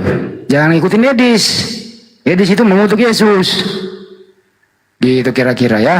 Semoga kamu dapat hidayah, Tin. Makasih, lanjut. Amin, dapat hidayah. Kawan ya. Iya kan, Apalagi? kami kan begini, kan kita melihat dari proses endingnya seperti apa kan, walaupun dia mati tetapi endingnya dia bangkit lagi dan diangkat ke surga. Jadi bukan sekedar dia mati terus itu mungkin beda lagi ceritanya kan. Ini persoalan cerita lengkapnya, endingnya dia yang kita tahu kan, endingnya itu yang menjadi penting. Ya, endingnya itu dia diangkat ke langit Uranon ya, dan dia dibangkitkan, bukan bangkit sendiri ya teman-teman. Jadi mana ya, karena saya nggak ikut awal diskusi ini, ya silakan dulu lanjut yang lain nanti. Ya topinya itu. Intinya Yesus itu mulia atau dikutuk? Topinya di situ aja tadi. Oh. Ya kalau mulia tidak mungkin dia terkutuk kan. Kalau dia mulia nggak mungkin dia terkutuk. Masa orang terkutuk mulia? Enggak lah, orang terkutuk itu tempatnya di neraka. Martin udah akui Yesus itu mulia, jadi bukan dia yang dikutuk. Udah mulai dia sadar kok ini Martin ini. Tinggal mikir-mikir lagi nanti gitu. Bagus lah. Iya. Sepakat ya Tin ya, kita memuliakan Yesus ya. Ya pastinya Kristen wajib memuliakan itu dia. Berarti bukan, kalau wajib memuliakan berarti dia nggak dikutuk dong di tiang salib. Iya, masalahnya yang mengutuk bukan orang Kristen, yang mengutuk itu orang Yahudi. Karena tidak percaya bahwa dia anak Allah dan sebagainya itu kan. Mau siapapun yang ngutuk, artinya dia itu diselamatkan dari kutuk, dia dimuliakan oleh Elohim. Berarti Yahudi, tentara Romawi, iblis yang dia kutuk bukan anak Maria. Memang ada yang dikutuk, tapi bukan anak Maria. Sepakat? Iya, tapi menurut kalau catatan Injil itu dia disalib, terus catatan Yahudi sendiri katanya dia dirajam dan sebagainya. Kan kagak boleh menyalib, kagak boleh mengutuk anaknya Maria yang mulia ini, kan begitu tadi sepakatnya. Aduh, ini hanya masalah persoalan data dari orang Yahudi sendiri mengatakan dia dirajam. Ya tapi kan diselamatkan oleh Elohim karena dia berdoa. Ibrani 5 nomor 7, karena kesolehannya ia diselamatkan dari maut dan doanya didengarkan. Tuh, diselamatkan dari maut anak Maria itu karena dia orang soleh gitu, Tin. Permudahlah sesuatu di Tapi kalau Martin mengikuti narasi Bang Handi, ya nggak ada Kristen dong. Kalau nggak ada kemetongan Yesus tuh nggak ada Kristen. Kalau nggak ada penyaliban, tetap ada yang disalib, tapi bukan karena Maria, tetap ada Kristen. Oh tapi iya, kalau Mesias tetap palsu. ada, kalau ada penyaliban iya. Iya, Kalau bukan tetap karena Maria ada. yang disalib, tetap ada yang disalib. Al-Quran juga kan menjelaskan yang disalib adalah yang diserupakan dengan Nabi Isa. Itulah Ya yang berarti dianggap Tuhan. kalau dia menolak anak Maria yang dia setuju dengan pemikiran kita orang Islam, berarti bukan Yesus anak Maria yang disalib, berarti yang diserupakan. Jadi yang diserupakan ini siapa? Berarti yang jangan kau tuhankan lagi Yesus anak Maria ya, tapi yang diserupakan yang mendatangi Paulus. Tuh Bang ya. Benar Bang Martin? Ya, temanya sudah lari lagi, sudah beda lagi nih. Ya, masih keselamatan ini. Nggak mungkin sesuatu yang menghasilkan, nggak mungkin sesuatu yang berasal dari yang buruk menghasilkan sesuatu yang baik. Sebuah kutukan nggak mungkin menghasilkan keselamatan. Ya toh, benar?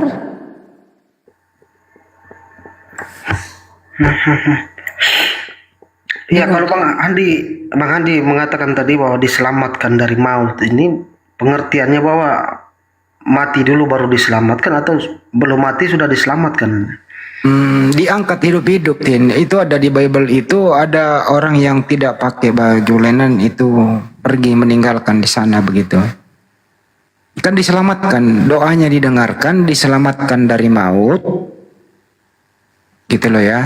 Artinya apa? Cara Elohim menyelamatkan dia itu karena dia adalah makhluk hidup di muka bumi, artinya diangkat hidup-hidup. Itulah yang Anda maksud dibangkitkan. Diselamatkan kembali ke sisi Allah, ditempatkan di langit. Nanti akan turun yang kedua kali. Mudah-mudahan Martin masih hidup, turun ya mencari kau. Kenapa? Tujuannya ya mematahkan salib. Wih, kata dia, saya nggak pernah disalib loh. Kalian ini blow on banget sih. Saya kan ini nabi. Saya ini Rasul Allah. Saya utusan Allah. Saya disayangi Tuhan. Saya diselamatkan loh. Nah gitu nanti. Bukan dia yang dibunuh, tapi dia diangkat, diselamatkan oleh Elohim. Gitu, Tin. Mudah toh? Tapi data yang Ken Lennon tadi itu belum pas juga tuh untuk mendukung penyelamatan. Ken Lennon yang pemuda lari telanjang itu kan? Gini, Tin, kesimpulannya. Menurut yang kamu secara akal nih, anaknya Maria ini diselamatkan oleh Elohim dari penyaliban atau dibiarkan disalib terkutuk? Menurut akal nih, yang mana yang kamu pilih? Kalau abang tanya ke saya, ya lebih saya pilih diselamatkan lah. Diselamatkan. Hanya persoalan udah, berarti kau udah normal, Tin. Tinggal dipoles dikit, gitu loh.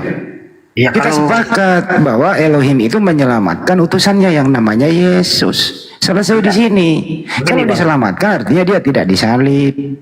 kalau pertanyaan semacam itu kalau diajukan kepada semua Kristen pun pasti pilihannya diselamatkan. Ya, artinya data yang kita terima ini kan sudah dikatakan bahwa disalibkan. Jadi kita terima data. kalau gitu saya permudah. Yesus itu diselamatkan dari salib atau dibiarkan disalib? Ini kalau saya mau jawab bagaimana berdasarkan data dia disalibkan. Berarti Yesus tidak diselamatkan dong. Kalau di Injil kan tidak. Artinya apa, Tin? Yesus memang anak Maria ini diselamatkan, tapi tetap ada orang yang disalib, yaitu orang pantas terkutuk karena orang fasik. Setuju?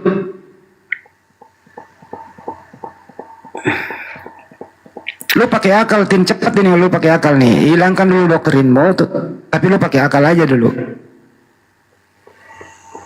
Bukan doktrin juga sebenarnya, kita percaya data yang tertulis ini Bang, hanya bagaimana. Itu doktrin dari Romawi, karena memang Romawi ini ajarannya memang ada tumbal darah manusia dipersembahkan kepada dewa Molok. Itu ajaran dari Roma bertahun-tahun sebelum kalian ada. Inilah yang dikombinasi. Jadi ajaran tumbal darah manusia menebus dosa bukan ajaran Yesus, tapi ajaran oleh para pengajar atau penyembah Romawi pagan itu. Memang itu ada yang disalib. Jadi kalau kamu mengikuti itu, ya kamu adalah pengikut pagan Romawi yang menginginkan ada tumbal darah manusia, lu jadiin Tuhan dan menebus dosamu. Pilih yang mana, silakan. Menebus dosa itu saya pribadi tidak percaya tuh. Yang Paulus bilang menebus dari kutuk hukum Taurat, bukan menebus dosa hari-hari ini.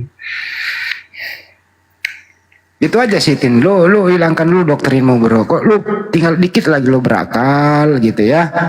Hidup ini cuma sekali. Ini yang sering saya diskusikan sama orang-orang Unitarian. Sudah berjubel-jubel anak Unitarian memeluk Islam, karena Unitarian ini pembahasannya di sini. Mereka masuk akal pembahasan ini, ya menerima Islam. Karena hanya Islamlah yang memuliakan para nabi. Di sini masalahnya sebenarnya, Tin. Dan di sini basicnya, di sini pondasinya. Ya kita Sekali lagi saya ulang ya, Tin, memang ada yang disalib, tapi bukan anak Maria yang mulia itu. Setuju? Nantilah. Ya mikir lagi ya dek ya. Ya kalau ada keraguan lu hubungin gua dah. Gua bersedia lu menampung di rumah gua. Kita diskusi sambil ngopi, sambil ngerokok, sambil makan bakso. Benar. Hidup ini cuma sekali, pakailah akalmu. Setuju ya teman-teman ya? Kita anggap Martin ini sebagai saudara kita yang akalnya sebentar lagi berfungsi secara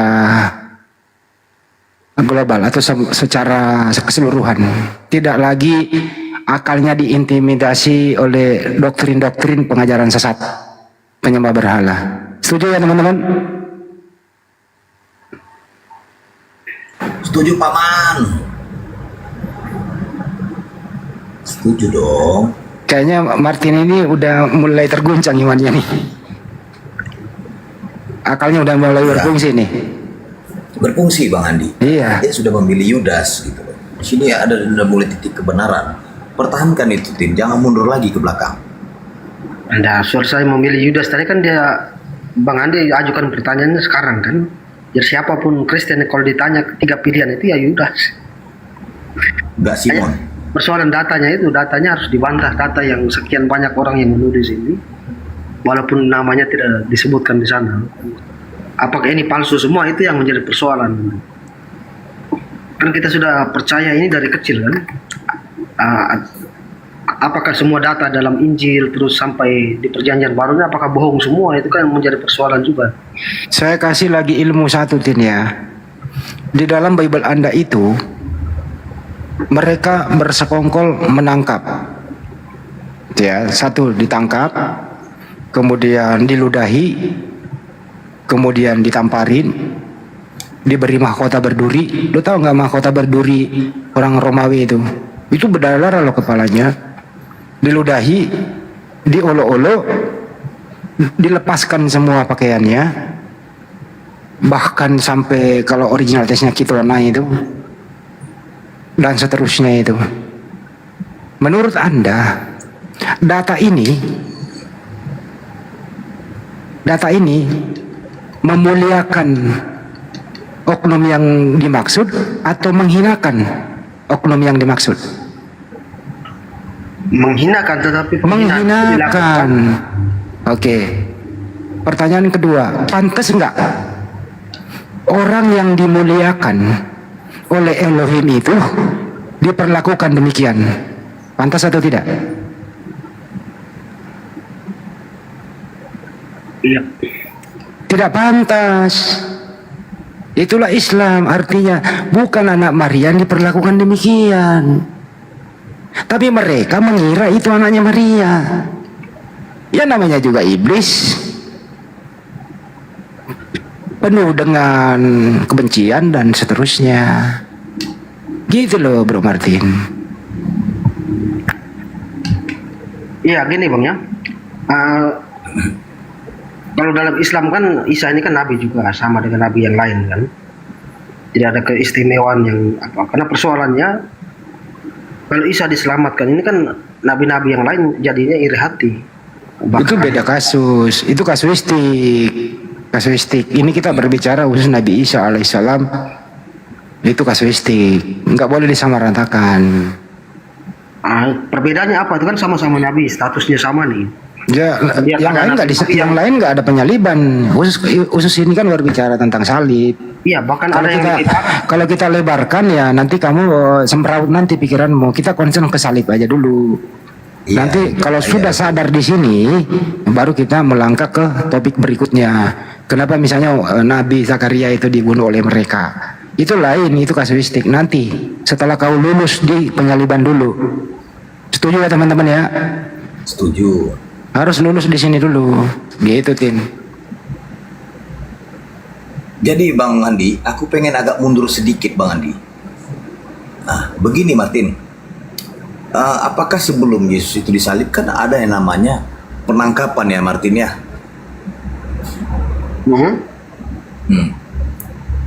Di Matius 26 butir 28 di situ tertulis kan, Yudas menyerahkan dia. Yesus telah memberitahukan tanda ini kepada mereka. Orang yang akan kucium itulah dia. Tangkaplah dia, kan begitu kan? Benar ya? Betul. Betul. Waktu Yesus masih berbicara, datanglah segerombolan orang. Ya, sedang muridnya bernama Yudas, seorang dari 12 murid ya, berjalan di depan mereka. Yudas mendekati Yesus untuk menciumnya. Maka kata Yesus kepadanya, "Hai Yudas, engkau menyerahkan anak manusia dengan ciuman kudus." Itu di Lukas 22, 47, 48. Tetapi, ini ingat, tetapi menurut kisah Yesus di karangan Yohanes 18, 4 dan 5, Yudas tidak memberi tanda ciuman, melainkan Yesus sendiri menyatakan. Bagaimana itu, Martin? Mana yang benar itu? Jadi menurutku, tidak mudah bagi Yudas Iskariot mau menunjukkan persembunyian gurunya. Ya, meskipun dengan mendapatkan uang begitu besar, ya, ini kemungkinan Yudas dan teman-temannya sudah konspirasi bersama Yesus itu sendiri, sudah menyiapkan cara untuk menyelamatkan dari incaran imam-imam Yahudi dan tentara Romawi.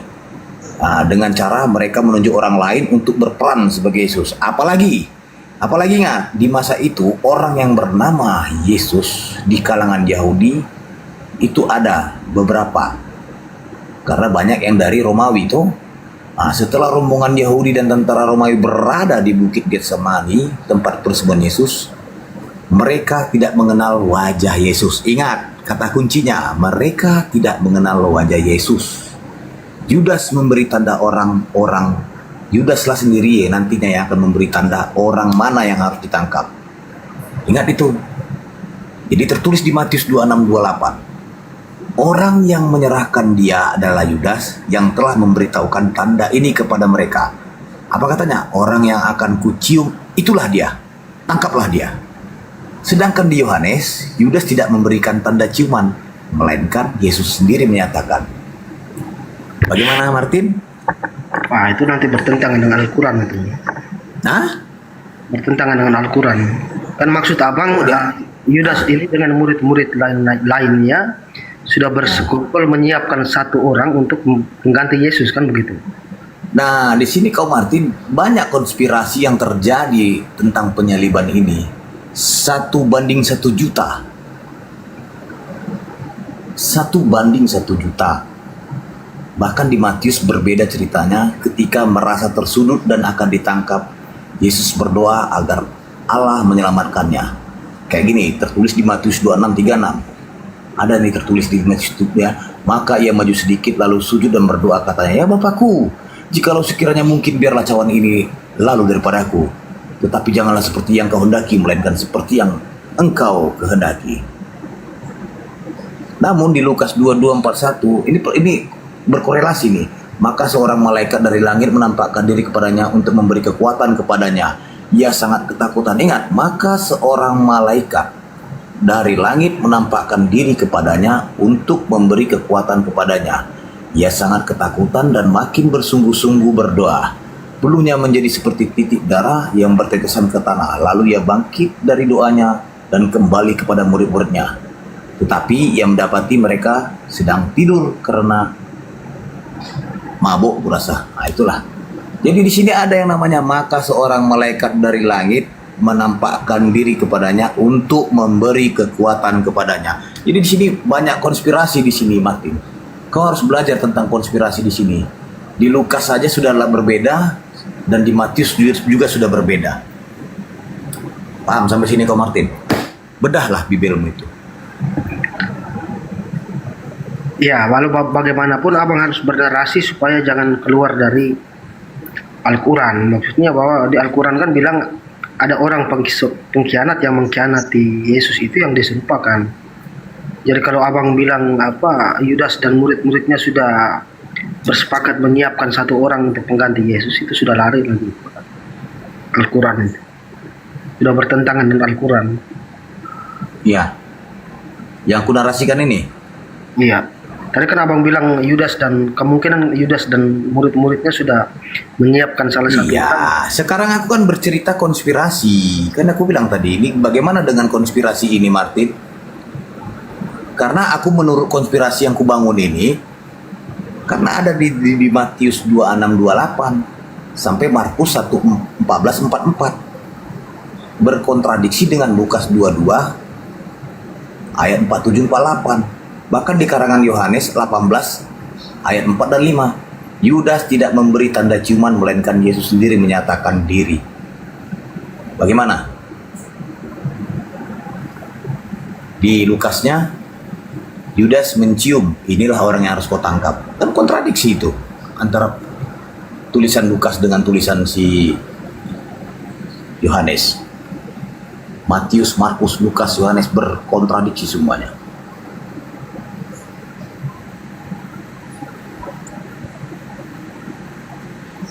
Ya itu nanti saya baca lagi Om. Baca harus. Ya artinya Karena banyak. Artinya cari data pendukung yang pas lah. Maksudnya jangan sampai contoh kayak kain lenan itu. Itu juga menurut saya tidak pas dengan Al-Quran. Itu dalil itu, ada datanya itu.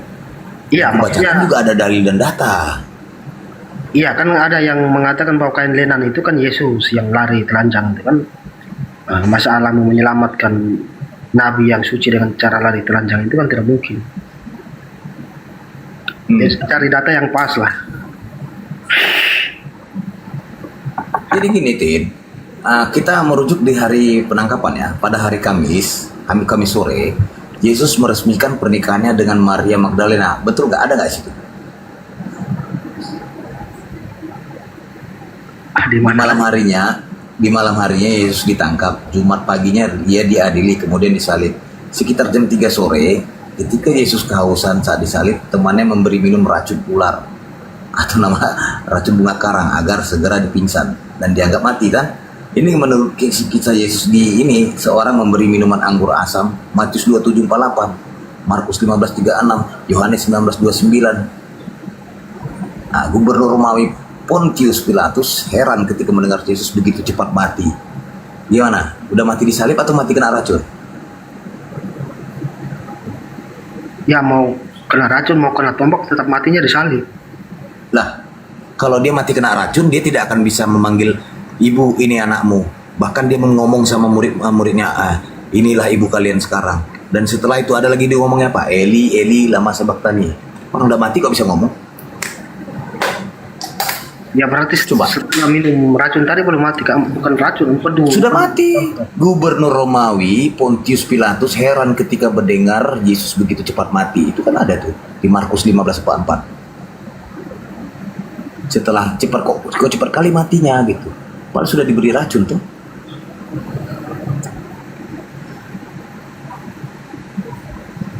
Harus kita buka baca lagi tuh. Baca lagi Tin. Gitu dong. Bunda Rahma, lanjut Bunda Rahma. Ya ada Mbak Natali, Menatal. Ya ada ya. Selamat malam, selamat menjelang pagi, Mbak Natali Jul. Selamat malam. Mana Kak? Ada yang mau ditanyakan? Ustaz Arif. Dijambak-jambak ini. Suaranya kurang ini Kak, mendam Kak. Masuk. Barangkali mau bantu. Ya, silakan masuk. Mau menanggapi, Mbak Natali? Iya, kalau murid-murid itu menulis beda, itu karena tidak didikte. Itu artinya reality yang mereka dari sudut pandang mereka masing-masing. Sesimpel itu jawabannya, karena memang tulisan kesaksian mereka itu bukan dikte gitu, tetapi apa yang mereka lihat itu yang mereka tulis, apa yang mereka perlu tulis itu yang mereka tulis. Jadi nggak heran kalau berbeda-beda, tetapi kejadian itu ada dan nyata begitu. Tetapi semua penulisan itu diilhami oleh Roh Kudus. Apakah Roh Kudus itu salah? Nggak ada. setiap rema atau setiap penglihatan atau setiap apa yang membuat kita terdorong untuk menulis atau memperkatakan kebenaran tentu berbeda-beda kepada setiap orang. Kan Ya. beda. Misalnya Beda. Natali sama Berarti Martin gini ya, artinya kakak menjelaskan bilang segala berbeda-beda. sesuatu kan Betul, kakak bilang tadi berbeda-beda. Sekarang apakah beda Roh Kudus dari Matius, beda juga Roh Kudus ke Lukas, ke Markus gitu? caranya bisa beda karena orangnya berbeda. Orang yang menulis Guru ini nih ya, harus guru dipenuhi Roh SMP Kudus dan ini hikmat gitu. dan guru SMP itu mengajarkan hal yang sama, tapi kan cara mereka menyampaikan berbeda. Contohnya seperti itu. Saya nggak mengutip penyampaian, Kak. Saya menunjukkan penulisan. Lah ya iya, penulisan dan penyampaian setiap orang-orang kan berbeda. Nah, sekarang setiap orang yang menulis itu kan tertulis mereka Iya. dipenuhi Roh Kudus dan hikmat. Apakah Iya. salah Roh Kudus di antara Kalau- mereka yang berempat Kalau ini? ada yang Matius tulis dan yang Salah. lainnya tidak tulis, kan bukan berarti yang dia tidak tulis itu tidak terjadi. Kan begitu. Apa yang tidak ditulis atau tidak sama, bukan berarti yang tidak tertulis itu tidak terjadi. Kan begitu. Bahkan banyak sekali yang tidak tertulis. Dari apa yang perjalanannya Yesus selama 33 tahun. Ada banyak sekali yang tidak tertulis. Ada ayatnya kan? Nah itu.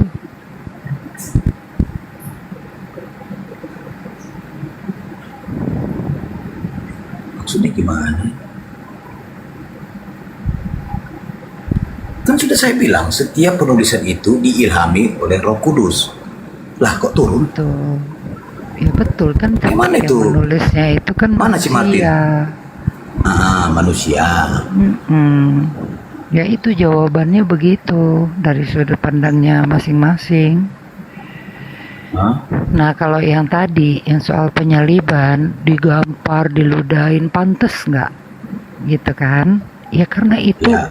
hukuman yang dia tanggung, yang dia jalani itu adalah hukuman kalau menurut Alkitab. Iya kan? Betul nggak? Kan nggak mungkin orang nggak dihukum masa disalib. Ya, sekarang yang dihukum itu orang berdosa atau orang yang salah? Lah, yang tertulis di dalam Alkitab tidak bersalah. Makanya itu raja ada yang cuci tangan kan? Dia nggak mau Sekarang yang menanggung. ditanya, sekarang yang aku pertanyakan gini loh Kak. Orang yang disalib itu apakah orang berdosa atau tidak berdosa? Simple pertanyaan. Mana ada Tuhan berdosa? Yang kalian Lah, kenapa tanyakan disalib? Tuhannya orang Kristen. Iya kan? Tuhan Yesus kan? bukan Tuhan. Tuhan, bukan Tuhan Yesus, saya Yesus. kan yang disalib itu yang tidak berdosa. Sekarang oke, Kakak mengaku bahwasanya yang disalib itu Tuhan. Ya memang Tuhan yang disalib. Tuhan. Sekarang Tuhannya Bapak itu orang Tuhan. Kristen. Sekarang Bapak itu Tuhan enggak? Roh Kudus itu Tuhan tidak? Tuhan karena Berapa Tuhan? karena Allah itu roh gitu. Allah itu roh. Roh itu Jadi mau Allah. sebutannya apa, mau gelarnya apa, selama dia roh Allah, karena Allah Roh itu Allah. roh, ya itu adalah Allah gitu. Ya, ini sekarang yang aku ikuti narasi Kakak. Yesus itu Tuhan, Allah itu Tuhan, roh itu Tuhan. Berapa Tuhan? Tidak terhingga. Kalau Tidak mau terhingga. ditanya berapa, itu tidak terhingga. Tetapi kalau dalam pengenalan akan Allah dapat disebut Bapa, Putra, Roh Kudus. Kebagaimanaan Allah yang satu roh itu tiga pribadi yang berbeda, tetapi dalam satu roh yang sama. Itu bukan kebagaimanaan, itu keberapaan. Kalau yang Kakak bilang barusan. Gak ada ditulis satu Bapa, dua Anak, tiga Roh Kudus. Nggak ada Bapa. Berarti mereka tidak terpisah, Roh tidak terpisah. Kudus, ketiganya yang esa.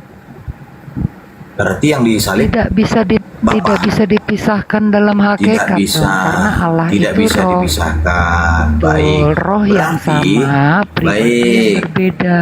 Ya. baik. Saat Yesus disalib, apakah roh ikut tersalib? Saat Yesus disalib ya dia memang roh Allah. Saat Tapi Yesus disalib, apakah Allah itu tersalib? Iya, tapi kan kuasa yang mahanya itu sudah dikosongkan kan. Dia kan merendahkan dirinya kan, menjadi sama dengan manusia. Iya kan? Nah, pada waktu dia mati, rohnya itu kan hidup. Mana ada roh mati? Jangankan roh Tuhan bagi orang Kristen ya, roh manusia pun tidak mati. Iya Tapi kan? nggak terpisahkan. Pindah ke alam Tapi katanya lain tidak kan. terpisahkan. Nah, tadi kakak bilang tidak terpisahkan. Pada waktu Yesus mati, Yesus kan turun ke dalam kerajaan maut. Roh manusia Tunggu nggak dulu, berkuasa. jangan mati turun dalam dulu, jangan kerajaan mati dulu. maut. Jangan mati dulu. Saat disalib apakah roh ikut tersalib? Kok roh disalib? Roh itu kan bukan tubuh. Tapi mereka tidak Yang terpisahkan. disalib itu kan tubuhnya. Tubuh ini Tuhan atau bukan? Ya Tuhan. Tuhan. Iya. Tuhan itu 3 hakikat yang tidak Yang terpisahkan. mengambil rupa Allah menjadi Allah. sama dengan manusia. Iya. mengambil rupa dengan manusia, berarti sudah mengosongkan diri kan? Allah itu kan sudah masuk. Berarti sudah Mengosongkan masuk. diri itu bukan nggak ada rohnya, bukannya pertukaran roh jadi roh manusia, bukan. Mengambil rupa seorang hamba bahkan menjadi sama dengan manusia, tetapi kuasanya yang dikosongkan.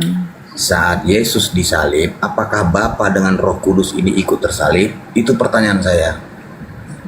Tidak dong, kan yang dikaruniakan Tidak. anaknya yang tunggal. Berarti Tuhan Bapa tidak tersalib, Roh Tuhan juga tidak tersalib. Tidak. Berarti yang disalib Bapak ini tidak manusianya. pernah turun-turun, Bapak tidak pernah, nggak bisa kita Tidak pernah turun. Bapak. Baik. Bisa. Tidak bisa, Itu betul. Saya pasti. Saya itu mengikuti. Tidak pernah bisa turun dan tidak terlihat dan bisa. tidak terdengar. Itu Ya betul ya. perkataan Yesus sendiri, betul. Nah, sekarang pertanyaan simple kok pertanyaan saya. Tadi kakak bilang mereka tidak bisa terpisah.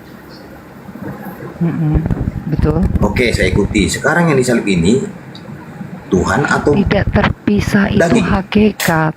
Tidak terpisah itu hakikat pribadinya tuh masing-masing, tetapi Baik. hadiratnya itu saling mendiami. Bahkan di Oke. dalam tubuh jasmaninya berdiam seluruh kepenuhan kealahan. Masalahnya dia mengosongkan kuasanya. berarti Dia waktu mengambil disalib rupa seorang hamba, dia berdoa. Iya, oke, iya, Kalau udah jangan jadi terlalu banyak. manusia gimana sih? Iya, Orang ya jadi berarti manusia masih nggak terima juga. sekarang bukan itu pertanyaannya, melebar kemana-mana kau kak. Yang Ya, jadi kutanya, kemana? yang disalib ini Masa Tuhan atau Bapak bukan disalib, Tuhan? masa ketuhanannya disalib? Ya nggak bisa dong, harus menjadi Berarti bukan sama Tuhan. dengan manusia. Berarti Lah bukan mau Tuhan jadi yang sama disalib. dengan apapun, itu dia tetap Tuhan bagi orang Kristen. Pokoknya rocos sih kak. Aku tanya yang disalib ini Tuhan atau bukan? Mau jadi apapun dia tetap Tuhan. Justru karena dia Tuhan, dia bisa jadi apa aja. Dia bisa jadi apa aja. Mereka tidak terpisahkan ya. Ingat kata kuncinya. Iya, hadirat Roh Kudus, loh. Putra. Dengerin dulu makanya. Ya, Makanya tidak sih yang nggak terpisahkan. terpisah kan bukan gandengan, bukan tetanggaan. Hadirat kita kan bicara soal Allah. Di waktu Allahnya Yesus orang disalib, Kristen loh. di waktu Yesus disalib, apakah ada keilahian dia disalib itu?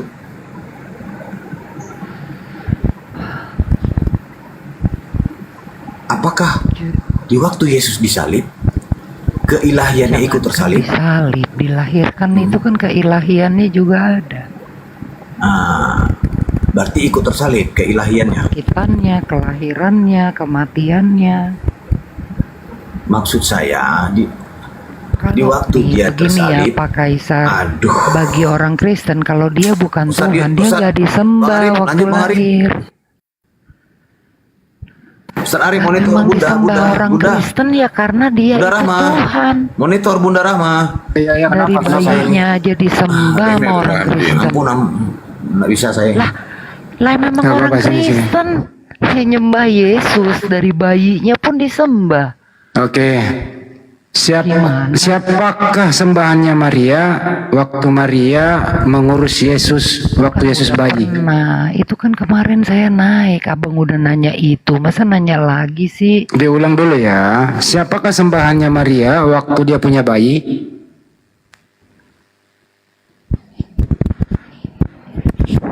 Bapak, Berarti bayi ini tidak disembah oleh Maria, betul? belum. Betul? Iya belum, orang bayi gimana sih di Oke. perut dia disembah Oke. Di gimana? usia berapakah Yesus disembah?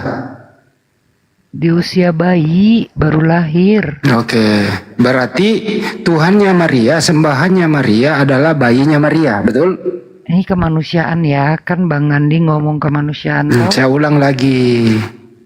Waktu Maria memberi ASI kepada bayinya yang namanya Yesus, siapakah sembahannya Maria? Bapak, Berarti Maria tidak menyembah bayi Yesus, betul? tidak, karena dia Tidak. bundanya. Baik. Lanjut ya. Apakah Yesus itu Tuhan? Yesus itu Tuhan. Tuhan. Di usia berapakah Yesus menjadi Tuhan? Bayi, Bayi. Apakah bayi Yesus adalah Tuhan? Tuhan, Tuhan. Apakah Tuhan itu Maha Kuasa? Maha. Maha Kuasa. Apa yang dikuasai Yesus waktu bayi? Yang dikuasai Yesus adalah Roh Allah. Apakah Yesus waktu bayi sudah bisa berjalan sendiri?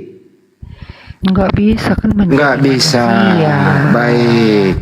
Apakah Yesus waktu bayi butuh bantuan orang tuanya? Iya, sama Iya, seperti betul. manusia, sama Apakah dengan manusia. apakah Yesus waktu bayi ini Maha Kuasa?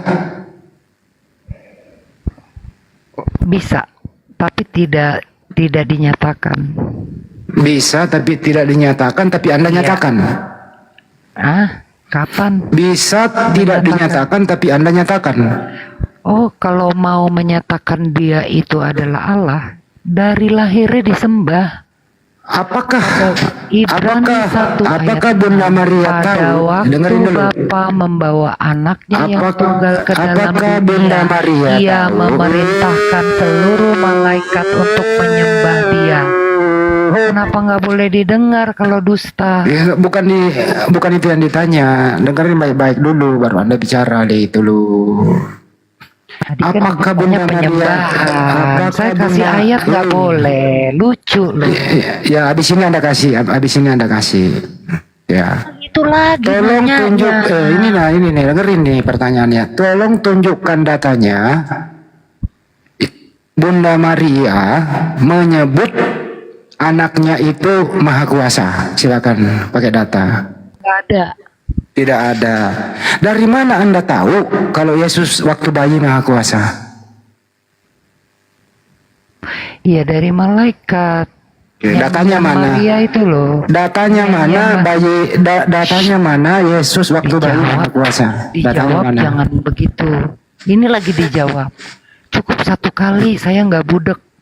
Ya, silakan tunjukkan datanya bayi Nggak Yesus tahu Maha tuh di Kuasa. mana saya lupa, Lukas kalau nggak salah. Nyanyian Maria itu loh. Saya ulang ya bahasa Indonesia ya. Tunjukkan datanya di Bible. Bayi Yesus itu Maha Kuasa. Bayi Yesus Maha Kuasa. Ya kalau nggak Maha Kuasa nggak disembah dong. Tunjukkan aja datanya. Bayi itu Maha Kuasa gitu loh. Itu Maha Kuasanya ya dia menjadi manusia, menjadi bayi. Itu justru Tunjukkan datanya kemahaannya. bayi Yesus Maha Kuasa. Iya itu kemahaannya menjadi sama dengan manusia, jadi bayi disembah. Siapa aja yang menyembah Nggak bayi ada itu? lagi jawabannya selain itu. Oke. Tunjukkan datanya di mana Maria pernah menyembah bayi. Kamu mau nanya apa mau menekan saya sih? Dengerin dulu ya. Tunjukkan datanya di Bible Bunda Maria menyembah bayi. Nggak mau nanyanya yang baik. Ya baik loh itu, katanya bayi disembah. Nggak mau. Ya udah kayak polisi nanya maling. Nggak mau. Gila aja. Yang lembut ya, ya kan Natalia yang lembut gitu ya nanyanya. Ya dong, yang manis-manis dong, orang Islam masa galak-galak begitu. Kayak mau penjarain saya. Biar nggak ngantuk loh, biar nggak ngantuk kan Natalia. Iya dong, kan orang Islam manis-manis. Emang saya begitu Mbak. Saya itu orangnya itu Mbak lembut di dalam kekerasan. Ya, cepetan, apalagi udah jelas bayi. Lembut di dalam kekerasan. Ini bahasa apa kira-kira ini? Mbak, ntar dulu Mbak, kita intermezzo dulu ya. Kira-kira bahasa apa ini Mbak? Lembut di dalam kekerasan. Ini bahasa apa Mbak kira-kira? Nggak tahu deh itu namanya. Hanya orang-orang yang beriman yang mengerti Mbak. Udah nggak usah takut gitu loh. Udah jelas. Coba jelaskan dulu Yesus Kesa. itu manusia, Tolong kasih hamba, iklan taat, apa yang dimaksud bayi, lembut dalam kekerasan. dilahirkan. Nah ini perlu ilmu filsafat nih. Nanti. Ilmu hancur lebur nih. Dek Kesa, Islam dari lahir tolong itu bagaimana sangat mengartikan sulit lembut di dalam kekerasan. untuk jadi Kristen percaya sama Ngomong lagi dia. kitab. Jadi gini Kak, Apa? kami itu gini loh Kak. Masa aku nggak boleh ngomong sih? Ngomong aja terus Mbak, nggak apa-apa, kita tidur. Ngomong Ya aja Mbak, nggak mana apa-apa. mungkin sih orang Islam dari lahir tiba-tiba dengerin aku ngomong terus jadi Kristen gitu. Ya udah ngomong aja Mbak, yang ngomong aja terus Tuhannya Mbak. hamba, yang Tuhannya taat, yang Tuhannya berdoa, yang Tuhannya bayi, yang Tuhannya dilahirkan, yang Tuhannya mati, yang Tuhannya digamparin, yang Tuhannya tidak seperti manusia lagi. Mungkin Masuk akal nggak tuh? Biarin aja dia ngomong Masuk dulu akal sampai nggak? puas. Udah, bagi saya masuk akal. Itu yang dinamakan lembut di dalam kekerasan. Nah, itu memang reality. Tuh, saya nggak bohong. Saya kasih contoh ya Mbak ya, berdasarkan data. Ini lembut di dalam kekerasan nih. Yesus itu pernah berdoa nggak Mbak? Berdoa, dia selalu berdoa Berdoa kepada siapa? kepada bapaknya. Yang mana yang Tuhan? Yesus atau Bapak? Tetangganya, ya bapaknya dong. Oh, berarti Yesus bukan Tuhan waktu dia berdoa. Iya, nggak apa-apa. Lembut dalam kekerasan nih. Nggak apa-apa. itu nggak Ini jadi namanya masalah lembut dalam soalnya buat kekerasan. Yesus sendiri. Apa? Buat Yesus sendiri soalnya itu nggak jadi masalah sih. Yesus itu berdoa kepada Bapa. Orang dia datang sebagai Dengerin dulu hamba Mbak. kok. Ini kita lembutkan dulu nih, nggak kekerasan nih. Mau marah. Yesus itu waktu berdoa kepada Bapa, yang manakah yang Tuhan? A Bapa, B Yesus, C keduanya Tuhan. Apa-apa? Diulang ya. Waktu Yesus berdoa kepada Bapa, yang manakah yang Tuhan? A Bapa, B Yesus, C keduanya Tuhan. Pelan-pelan atau jangan kayak tukang obat. Diulang saya ya. pusing. Slow ya. Ada waktu, Lembut. Yesus. Dilembutkan lagi. Ya. Makanya kalau saya ngomong Mbak jangan ngomong juga kan nggak denger gitu. Saya lembutkan lagi. Waktu Yesus berdoa kepada Bapa, Ya. yang manakah yang Tuhan? A Bapa, B Yesus, C keduanya Tuhan. Aku dan Bapa satu. Baik. Dalam kekerasan pertanyaannya.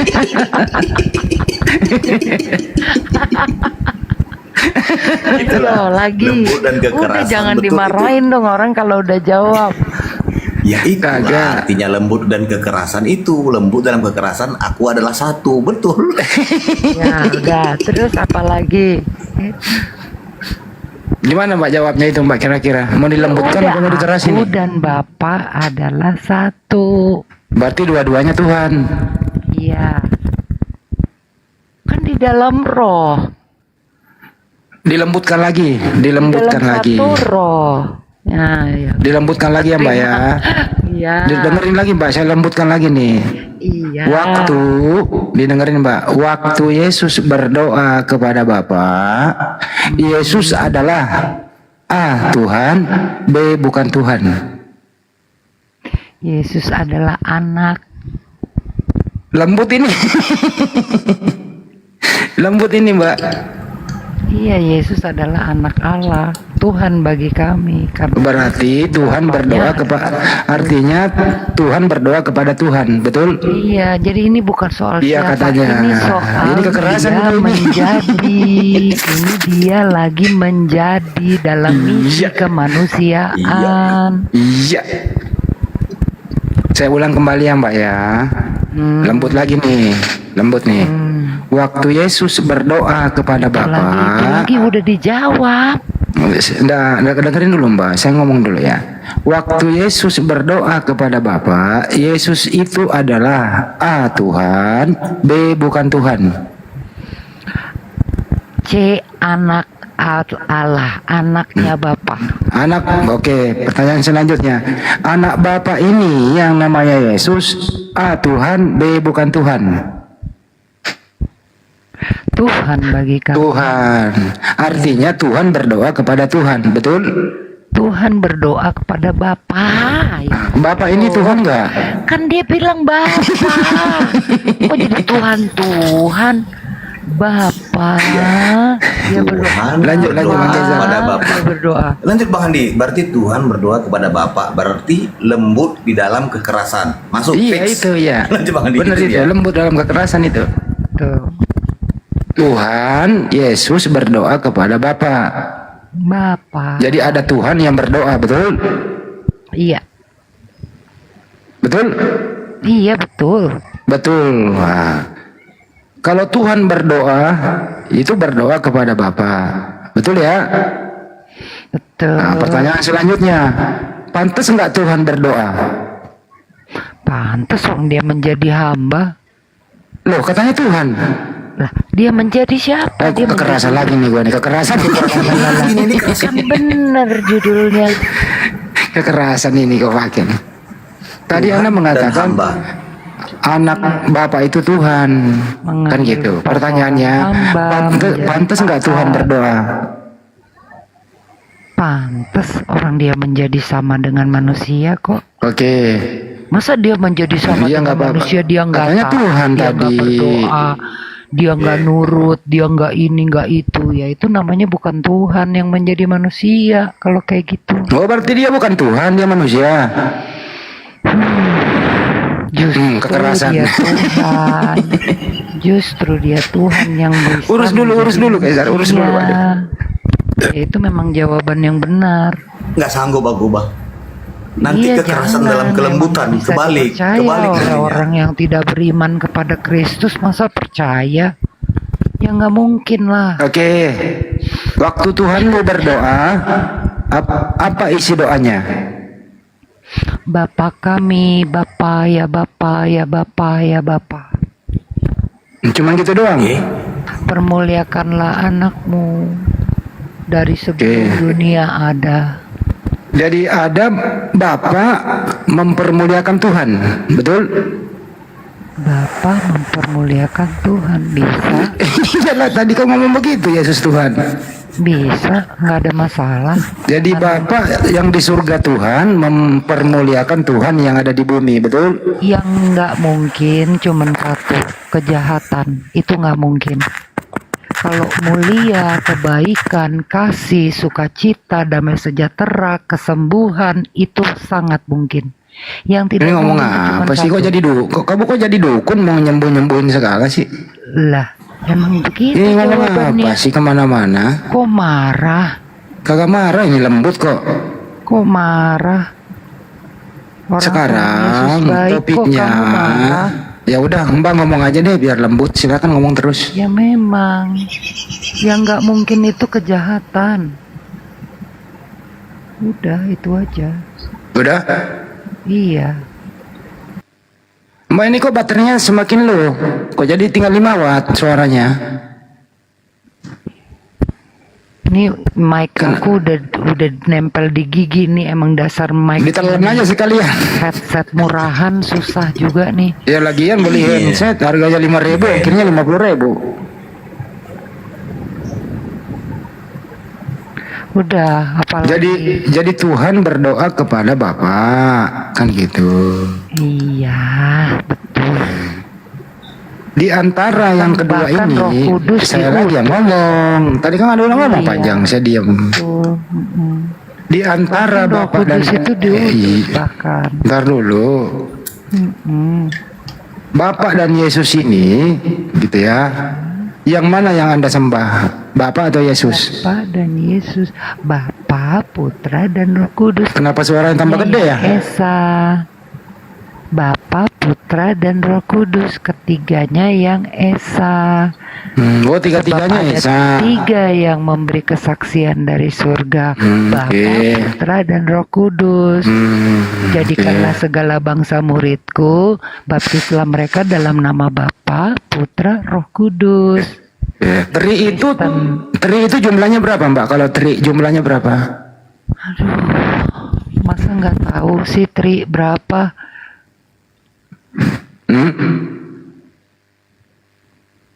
Mbak, tri itu berapa? Ada nggak Tri? Tri tunggal, tri itu berapa? Ketiga, 3. unity. Ya. Apakah ketiganya itu Tuhan? Lah, kalau bukan Tuhan ya apa? Kan udah dibilang mau Tuhan, mau Allah, mau Raja, mau itu karena Roh. Ngaco dia ini. Pertanyaannya, Mbak, apakah ketiganya itu Tuhan? Silakan. Ketiganya itu Tuhan, Allah, ketiganya Tuhan, Raja, cukup. Udah dijawab, tiga Tuhan, karena selesai. Rohnya, Enggak, Roh Allah. kepancing dia kelembutan Karena dalam kekerasan. Allah Kena itu dia. Roh. Udah diakui, Mbak. Ketiganya Tuhan tadi Anda jawab. Cukup. Cukup. Anda udah jawab ya, ketiganya Tuhan. Cukup. Dia ketiganya yang Esa kok. Ya tadi kan ditanya. Tiga-tiganya Tuhan. Masa Iya, ketiganya yang Tuhan. Esa yang satu enggak? Tadi ditanya. Salam. Malam, Salam. menjelang pagi. Ya. Malam lagi. Itu jawabannya benar, ketiga itu tiga pribadi, satu hakikat. Oke, saya kasih data ya, Bang ya. Saya pakai data nih. Matius 3. Dengerin dulu, saya kasih data, Bang. Habis ini Abang tanggapi. Nggak perlu dibuka, Bang. Anda kan punya Bible di rumah. Saya baca di sini. Anda tunjuk Anda di sana nanti mencocokkannya, kan gitu. Saya udah tunjukkan Matius 3, 16 sampai 17. Oke. Kecuali anak SD diajarin, dibukain. Anda kan udah tua, nggak perlu dibukain, tinggal Anda cocokkan kan gitu. Matius 3, 16 sampai 17. Matius 3 ayat 16 sampai 17 gitu ya. Di situ Yesus sedang dibaptis di Sungai Yordan oleh Yohanes. Kemudian ada Roh Kudus seperti merpati di awan. Terus ada suara Bapa dari surga, inilah anakku yang kukasihi. Di sini ada 3 oknum berbeda tempat. Jawabannya. Dengarkan dulu, saya belum selesai bicara. Dengarkan dulu, saya belum selesai bicara. Habis ini Anda bicara, saya nggak potong. Kita dengar kok. Saya ulang ya, ada 3 oknum berbeda tempat, kejadian yang sama. Pertanyaannya adalah, siapakah yang Tuhan yang sebenarnya? A. Bapa di surga. B. Yang sedang dibaptis. C. Roh Kudus seperti merpati. D. Ketiganya Tuhan. Silakan Anda bicara sampai subuh. Jawabannya Kejadian 1 ayat 1, ayat 2 dan ayat 3. Pada mulanya Allah menciptakan langit dan bumi. Bumi belum berbentuk dan kosong, gelap gulita menutupi samudra raya, dan roh Teman-teman, nyambung nggak nih jawabannya ke teman-teman semuanya? Jawabannya nyambung apa enggak? Ada. Apa ini? Sabar dulu. Yang ditanya Aku mau itu jawab, ketuhanan, kamu bukan potong. penciptaan. Ditanya Matius, bukan kejadian Kucluk. Ketiganya apakah Kan Tuhan? yang mencipta ini kan Tuhan. Saya nggak nanya Bukan pencipta. manusia. Saya nggak nanya pencipta. Dengarkan dulu pertanyaannya. Yang Baca makanya kamu punya Bible nggak di situ? Matius 3. aku yang mencipta 1, 2, 3 nggak mau dengerin ya? Nggak mau dengerin nggak nih? Nggak mau dengerin? Nggak mau? modal kick. Nggak mau? Modal kick. Makanya dengerin dulu. Kamu menjawab pakai Matius 3, 16 sampai 17. Pertanyaannya adalah, siapakah yang Tuhan yang sebenarnya? A. Suara Bapa dari surga. B. Yesus yang sedang dibaptis. C. Roh Kudus yang seperti merpati. D. Ketiganya Tuhan. Silakan dijawab.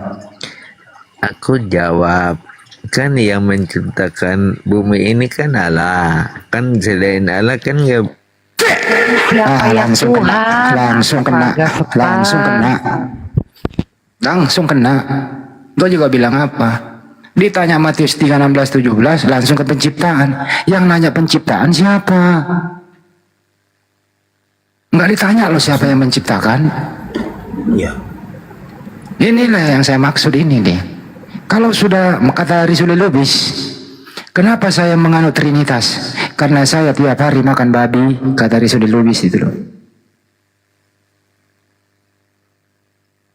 Ditanya apa, jawab apa coba? Matius 3, 16 sampai 17.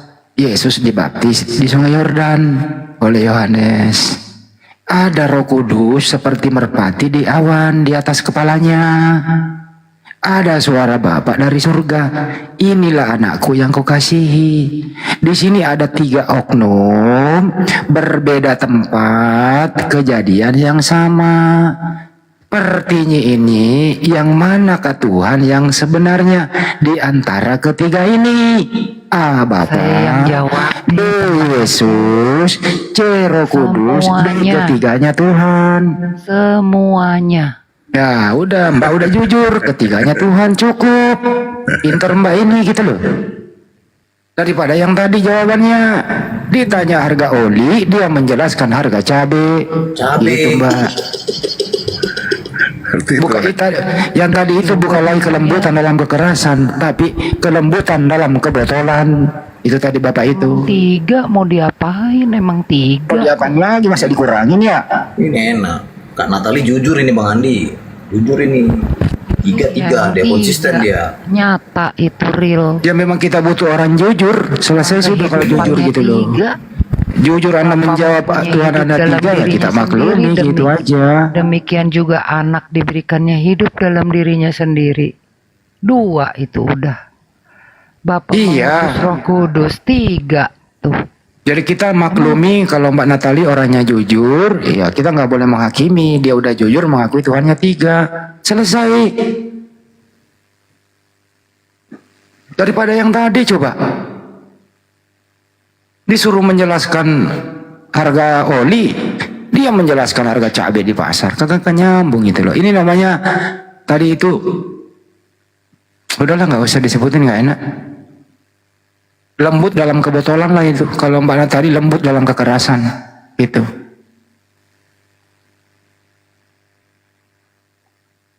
Kan Tanya apa harga bukan kejadian dari- 1. Bukan dari mana-mana ya, memang dari surga.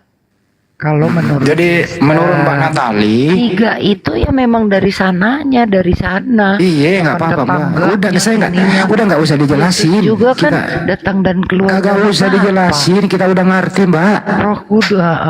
Oke. Kita udah ngerti, nggak usah dijelasin. Ya, emang semuanya, masa satu-satu. Gimana? Mbak Natali, Par itu.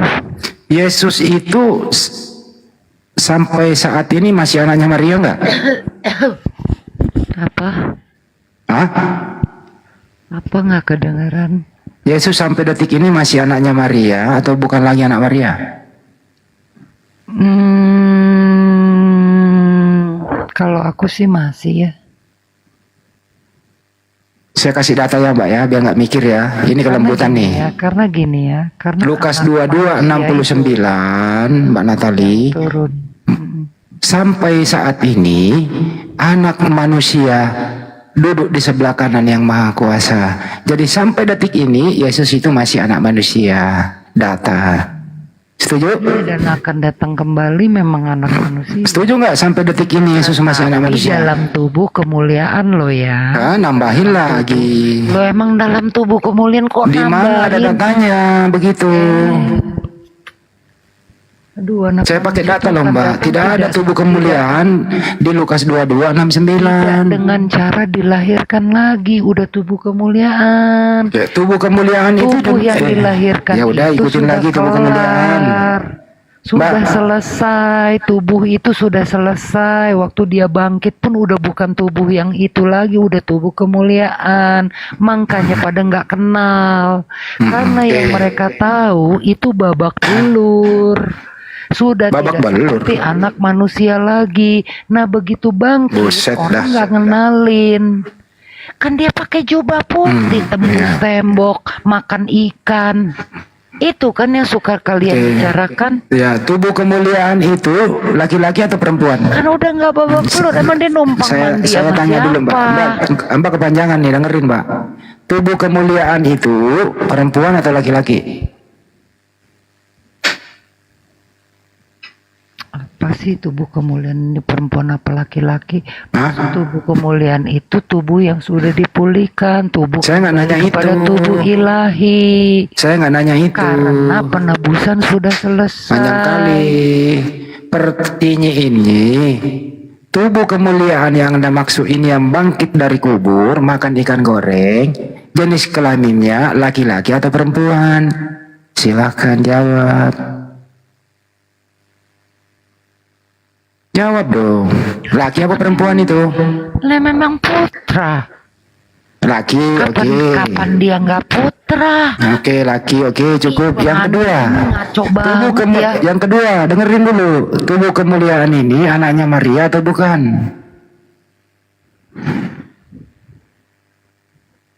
Jawab. Kayak Maria. Tubuh kemuliaan ini anak Maria atau bukan? Tapi itu udah anak Allah loh. Saya ulang kembali ya. Sudah pada Yang bangkit dari kemuliaannya. kubur ini anak Maria atau bukan? Anak Allah. Jadi anak Maria hilang di mana? Sudah selesai. Ya iya, anak Maria sekarang hilang di mana? Sudah tubuh kemuliaan. Tadi kan nanya tubuh, sekarang Iya, saya tanya. sih. Tubuh Gilirannya kemuliaan dijawab itu. anak, nanya tubuh. Pertanyaan saya, tubuh kemuliaan itu Tubuh nanya Allah. Dengarkan dulu, tubuh kemuliaan yang laki-laki ini apakah anaknya Maria atau bukan? Silakan. Anak Allah, anak Allah. Oke, Anak jadi Elohim, anak jadi Allah. bukan lagi anak Maria. Putra. Bukan lagi anak Maria. Tubuhnya atau apanya? Ya, makanya dengar orang bahasa Indonesianya. Tubuh Nah, yang udah kemuliaan. naik Ya, dengerin ditanyanya dulu pas makanya. Tubuh kemuliaan. Udah naik, udah bangkit. Yang ditanyanya ke Maria yang melahirkan. Jadi gimana? Maunya yang mana? Makanya dengarkan bahasa Indonesianya, Mbak. Bisa nggak dengerin dulu saya ngomong Lah, baru Anda? orang nanya yang ini anak Maria apa bukan? Anak Maria itu udah selesai. Sekarang sudah tubuh kemuliaan. Kalau begitu saya Anak permudah. Allah. Saya permudah ya. Tapi Yesus itu anak Maria bukan ya? Saya permudah. Anak Maria sekarang ada di mana? A di surga, B di neraka. C di Siapnya anak kuburan. Maria. Tubuh Kenapa? kemuliaannya anak Allah. Sekarang ini ada orang yang namanya Yesus pernah dirawat oleh Maria, mulai dari bayi sampai dewasa anaknya Maria. Itu Dirawat, namanya Yesus. dilahirkan. Pertanyaannya, Bukan lagi dirawat, dilahirkan. ya, oke. Kemana sekarang anak Maria yang pernah? Kemana sekarang anak yang pernah dilahirkan Maria? Kemana sekarang? Silakan. Kemana aja boleh. Hah? Kemana aja boleh? Jangan-jangan dia pergi main bola belum balik? Kemana aja boleh? Kau ini ditanya apa sih kemana aja boleh? Lah emang kemana aja boleh. Loh kok salah? Maunya kemana? Ya udah turun sana. Gua nggak enak omelin perempuan loh. Udah mulai ngelantur dia. Sederhana pertanyaannya kok. Anak Maria sekarang di mana? Jawabannya kemana aja boleh. Tapi yang penting kau Natali sudah ngaku Tuhanmu 3, udah cukup lah. Nggak ada manfaatnya kau buang-buang waktu gitu. Diskusi kok kayak gitu banget imanmu gitu loh. Waras dikit apa sih? Anak Maria itu nggak pernah hilang. Tetap kembali ke penciptanya. Jelas datanya tertulis, anak manusia mulai saat ini duduk di sebelah kanan yang maha kuasa. Jadi Yesus sampai saat ini masih anak manusia. Siapa nama manusia yang memperanakkan Yesus? Maria. Jadi sampai detik ini anak Maria itu namanya Yesus, punya fisik laki-laki di surga. Susah amat ya lupa deh. Dikasih lembut nggak mau, dikerasi marah. Ditanya baik-baik, kemana aja boleh. Kok jawabannya kayak gitu? Kau nistakan lah itu. Itu namanya kau mengembangkan sesuatu yang tidak tertulis, kemana aja boleh. Jadi boleh orang berpendapat. Jangan-jangan dia lagi manjat kelapa gitu loh. Gak boleh, dia naik ke surga duduk di sebelah kanan yang maha kuasa. Itu yang betul. Bentuknya anak manusia. Buktinya apa? Yesus punya fisik di surga, makan dan minum semeja nanti dengan Anda. Lukas 22:30. Gitu loh. Yang ditemui murid-murid siapa? Waktu dia bangkit, ya anak Maria. Menurut yang ada di Bible. Menurut kepercayaanmu gimana sih kamu ini Udah ya teman-teman ya. Semakin dini hari kok semakin akalnya pada disimpan di mana itu. Berakal dong gitu loh. Kayak Martin tadi, enak diskusinya. Ada lagi ditanya Matius 3:16-17. Dia jawab di Kejadian 1 penciptaan. Apa hubungannya kucluk? Ada-ada aja itu orang semua. Kenapa ya mereka ini tidak berakal kalau diskusi? Menurut mereka gini loh, kalau bisa dipersulit ngapain dipermudah? Ya itu. Kalau bisa dilembutkan ya ngapain dikerasi gitu loh.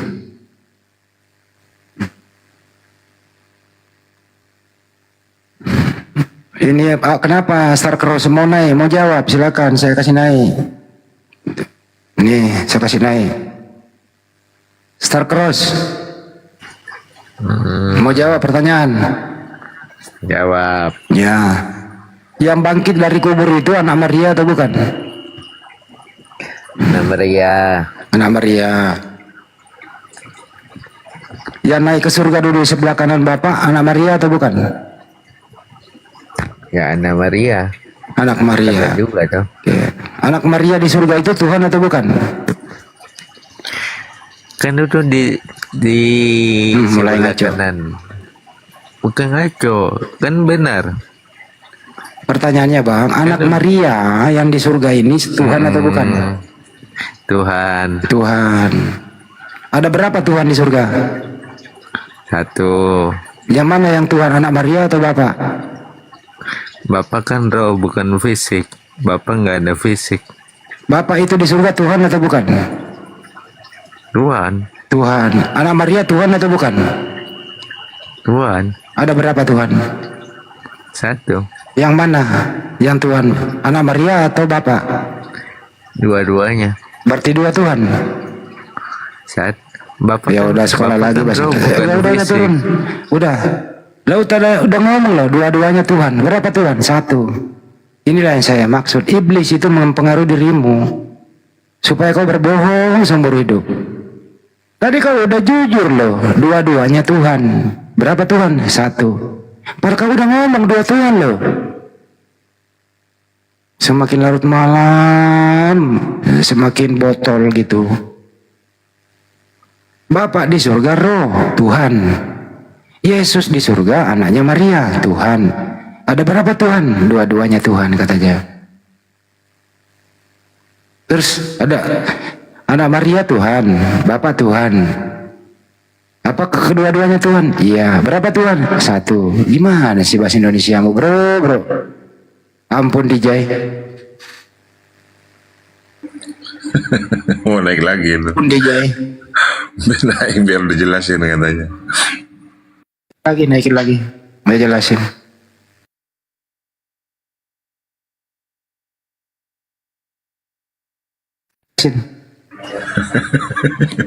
Jelasin bang.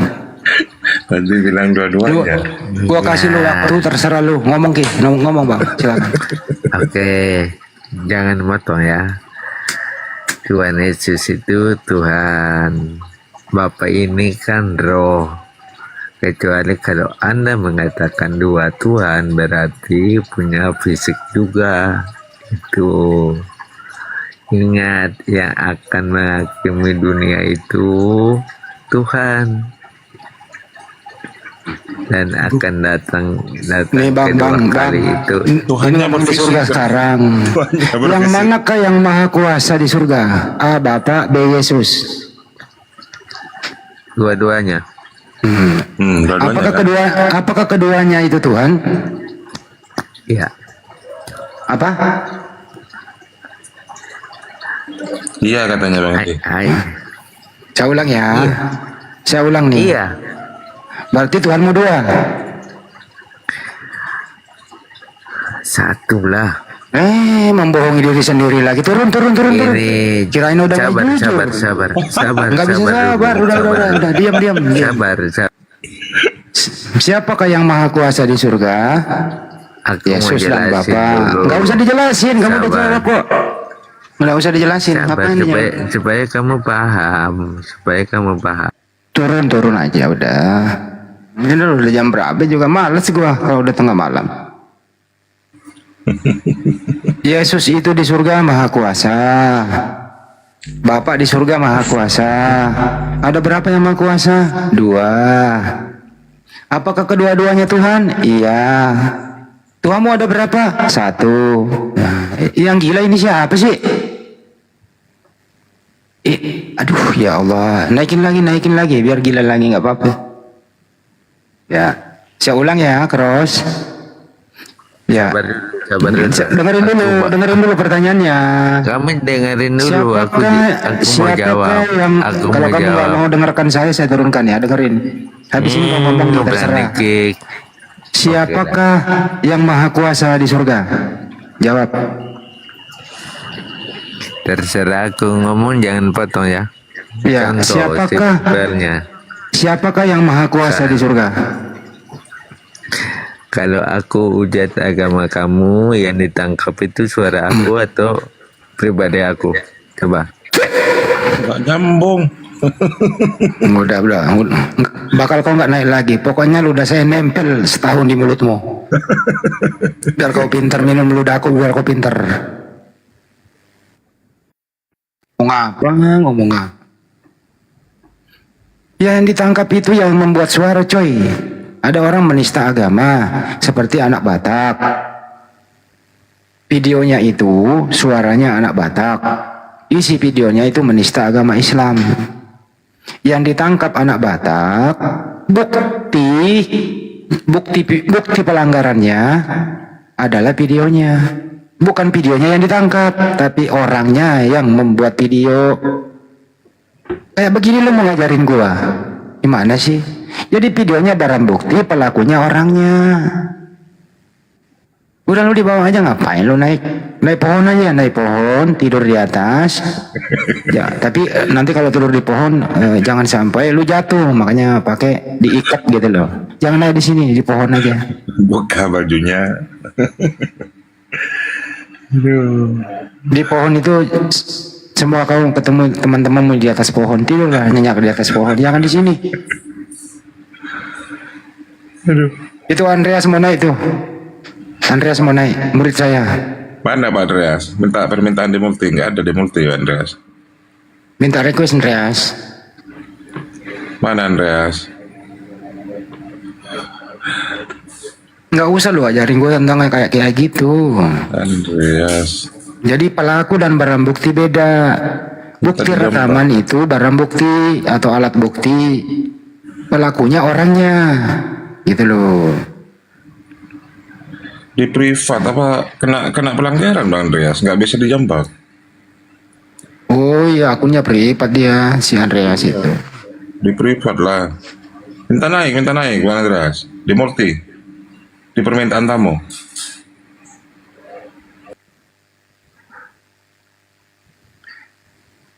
Berapakah yang maha kuasa di surga? Yesus dan Bapa. Ada dua yang maha kuasa. Apakah keduanya itu Tuhan? Dia jawab iya. Pertanyaan pamungkas, berapakah Tuhanmu? Satu katanya. Gimana bisa satu kalau ada dua, kuceluk? Gimana sih kamu ini?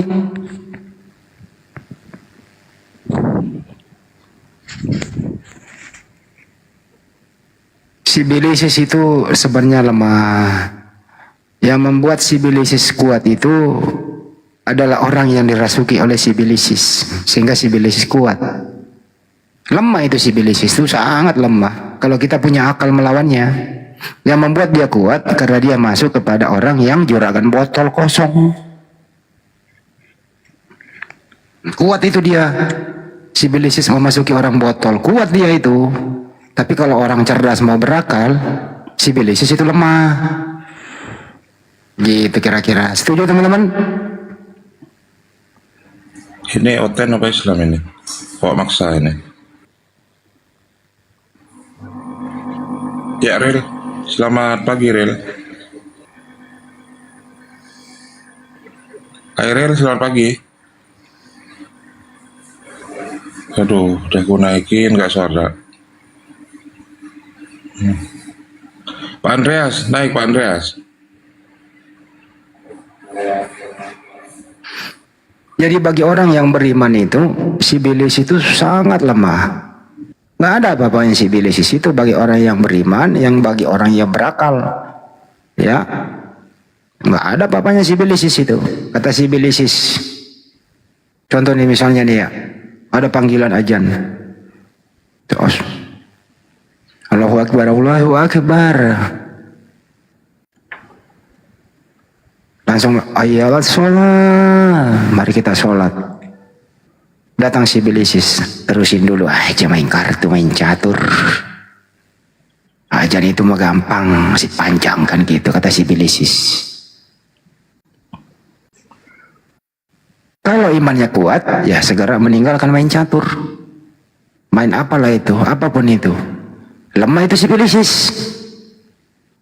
Yang membuat dia kuat, ya kalau tetap stay di sana, ya main catur dan seterusnya. Itu membuat dia kuat. Gitu loh. Jadi tergantung kita orang beriman ini. Sibilisis mau kuat atau dia mau lemah. Karena sibilisis itu musuh yang nyata, menyuruh orang yang beriman untuk tidak taat terhadap perintah Allah Subhanahu wa Ta'ala.